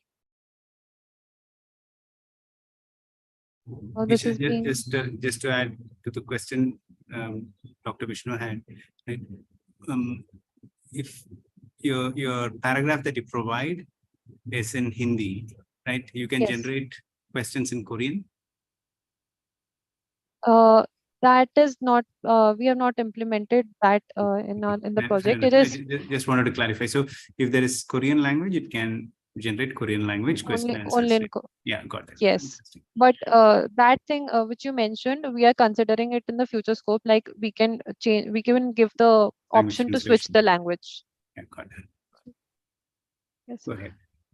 So this is for Korean language.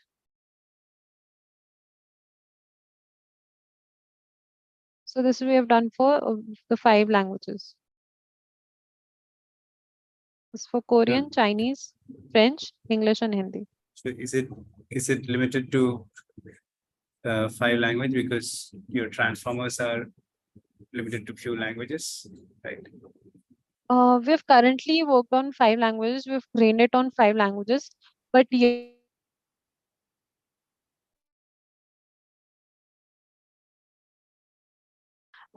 for having Indian languages in the model.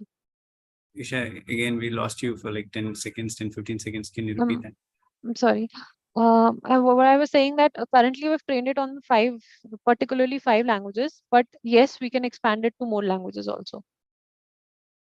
The question is, was there a training at all, right? Or is it pre-trained models that are available in like your T5, right? Is that limited to few languages or what, or did you actually do a training, right? If you did a training, right? What is that you actually? So basically the LSTM were trained in 5 different languages and we fine-tuned the transformer. So for whatever language we have the proper data set, we can train our model on that data set for that language when we are considering expanding the model. Okay. Is your demo done? Are we open to taking more questions? Yes. Yes. Yeah. So see why LSTM and transformers, right? With like 2018, 2017 when transformers was first published, right?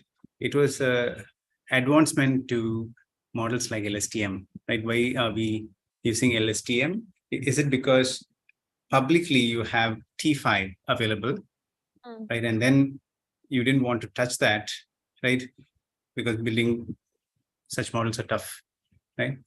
To train such models are tough, right? And then to fill in what was required, you used LSTM, right? What is the actual reason why you used LSTM? Otherwise, you should have just had one transformer doing all of this, right? Is there anything that you've researched, you've found somewhere in the publications that this is what it is? If it is, it should be very old, right? It should be like 2018, 2019, right? Yeah, does your research say? Why did you choose it? We actually took up this idea from a paper, from a research paper that was published in one of the journals. So Which year? It was 2019. 2019, right? So that's the reason I said it would be little dated. Okay, go ahead. Yeah. So basically, what was happening was that when we're creating a pipeline, so just to create a pipeline where we have we had transformer for a particular language, but we couldn't implement 5 different transformers for 5 different languages. So as to make one model for multiple languages, we used LSTM at the lower module and transformer at the higher module. So with ChatGPT coming in, right? All this is out of the window. When did you start this work? This was we started this last year only. Last With year, around the time when ChatGPT appeared, right? Yeah, I mean, last year around this time we started doing some literature survey. We were first trying to implement it for one language, but that was already done, and that's a very simple task. So what we tried to do was to expand it and make a multilingual model that we can work on multiple languages. Have you asked ChatGPT to create multiple choice questions and seen what the outcomes are? Yes, it can do that. So that's so phenomenal, right? So your teachers I should. think ChatGPT is a phenomenal thing. It can do anything. Yeah, that is true. Right. So good that you guys have been exploring on this side. Yeah. So sorry, I just lost you for a. Yeah, I don't have much questions, right? So I think Vishnu sir, you want to go ahead? Yeah, so adding separate LSTM for these 5 languages and peripheral T5 model, whether it increases the complexity.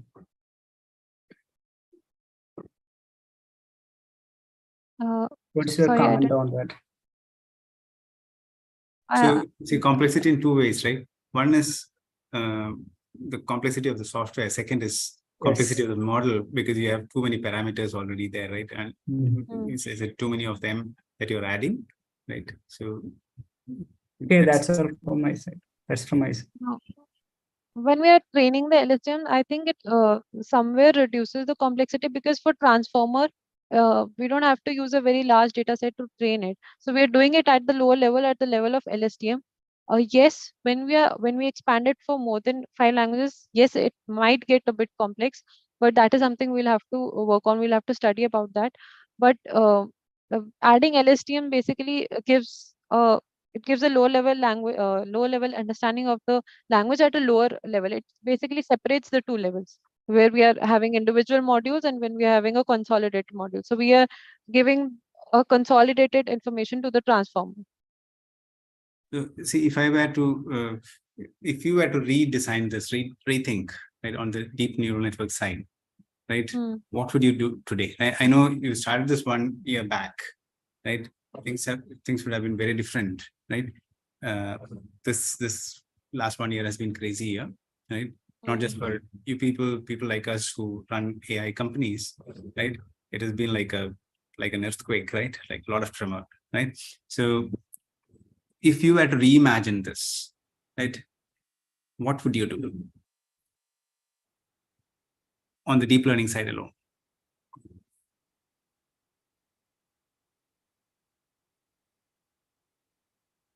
Did you hear? Yeah, I got the question. I'll probably have to do some sort of literature survey and research for how I can improve the accuracy of the model, how I can expand it to multiple languages, or how I can inculcate new facilities within it, like the one you said, where we have questions generated in some other language. But I'll have to study for that, what models can be used to further improve it. See, go on to look at,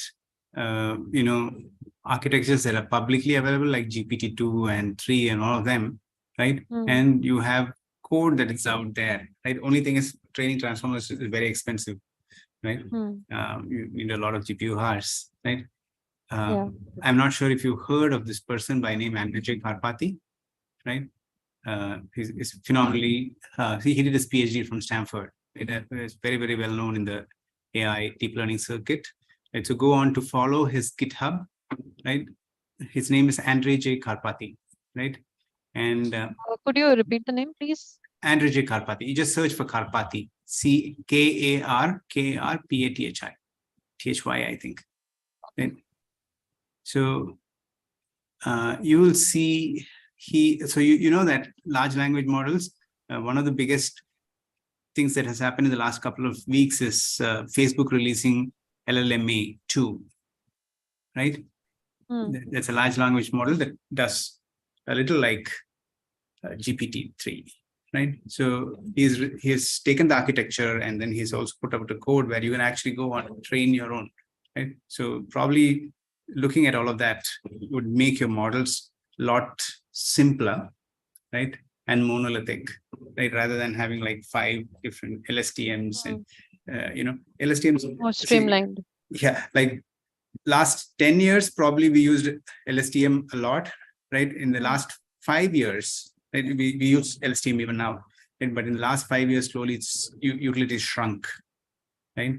And specifically after, transformer papers were published, right? So not that it's going to go away. It's not going to go away, right? All this time series models and all of that LSTM is going to be used, but when it comes to language models and probably audio and things like that, transformers have been phenomenally better, right? So probably if I were in your position, if I were to rethink, right, I would put all my effort on transformers, which would do many, many things, right? If your T5, for example, can do a lot of things. It can paraphrase, it can do many, many, many other things, right? So it's pre-trained for a lot of tasks. Yeah, it can do a lot of tasks, right? Yeah. Okay, so nice work, right? Probably a little more research, right? Would help, right?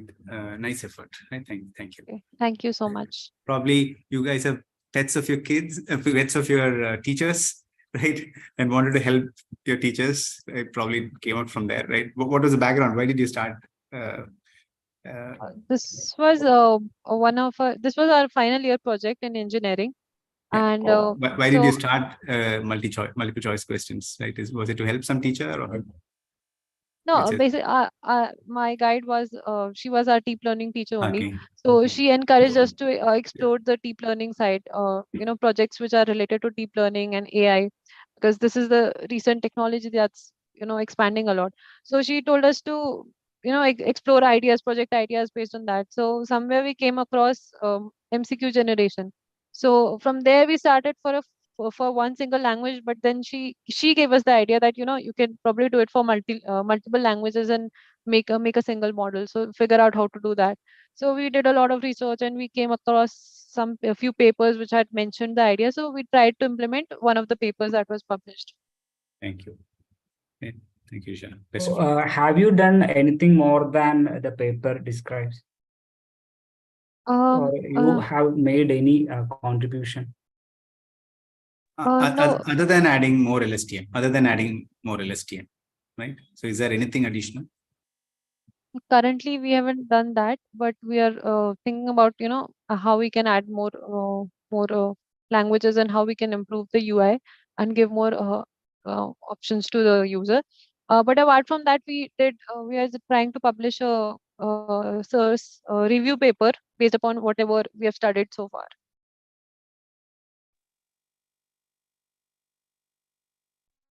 Vishnu sir, we can wind up. Okay. Okay. Yeah.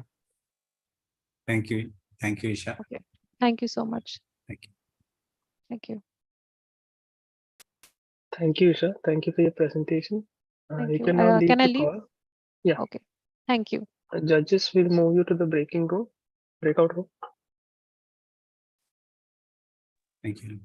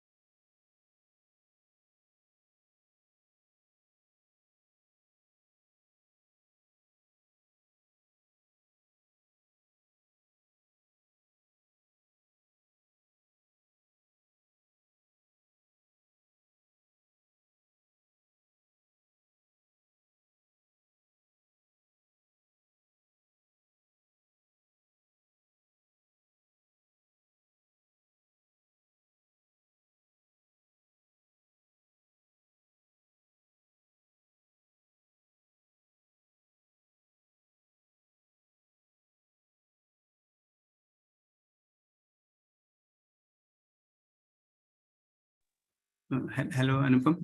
Yeah. Is there any other team? No, sir. That was the last team for the day. So we can wind off for today. We hope to see you tomorrow. Thank you for your time. Thank you, Anupam. Thank you, Vishnu sir. Thank you so much. Thank you all.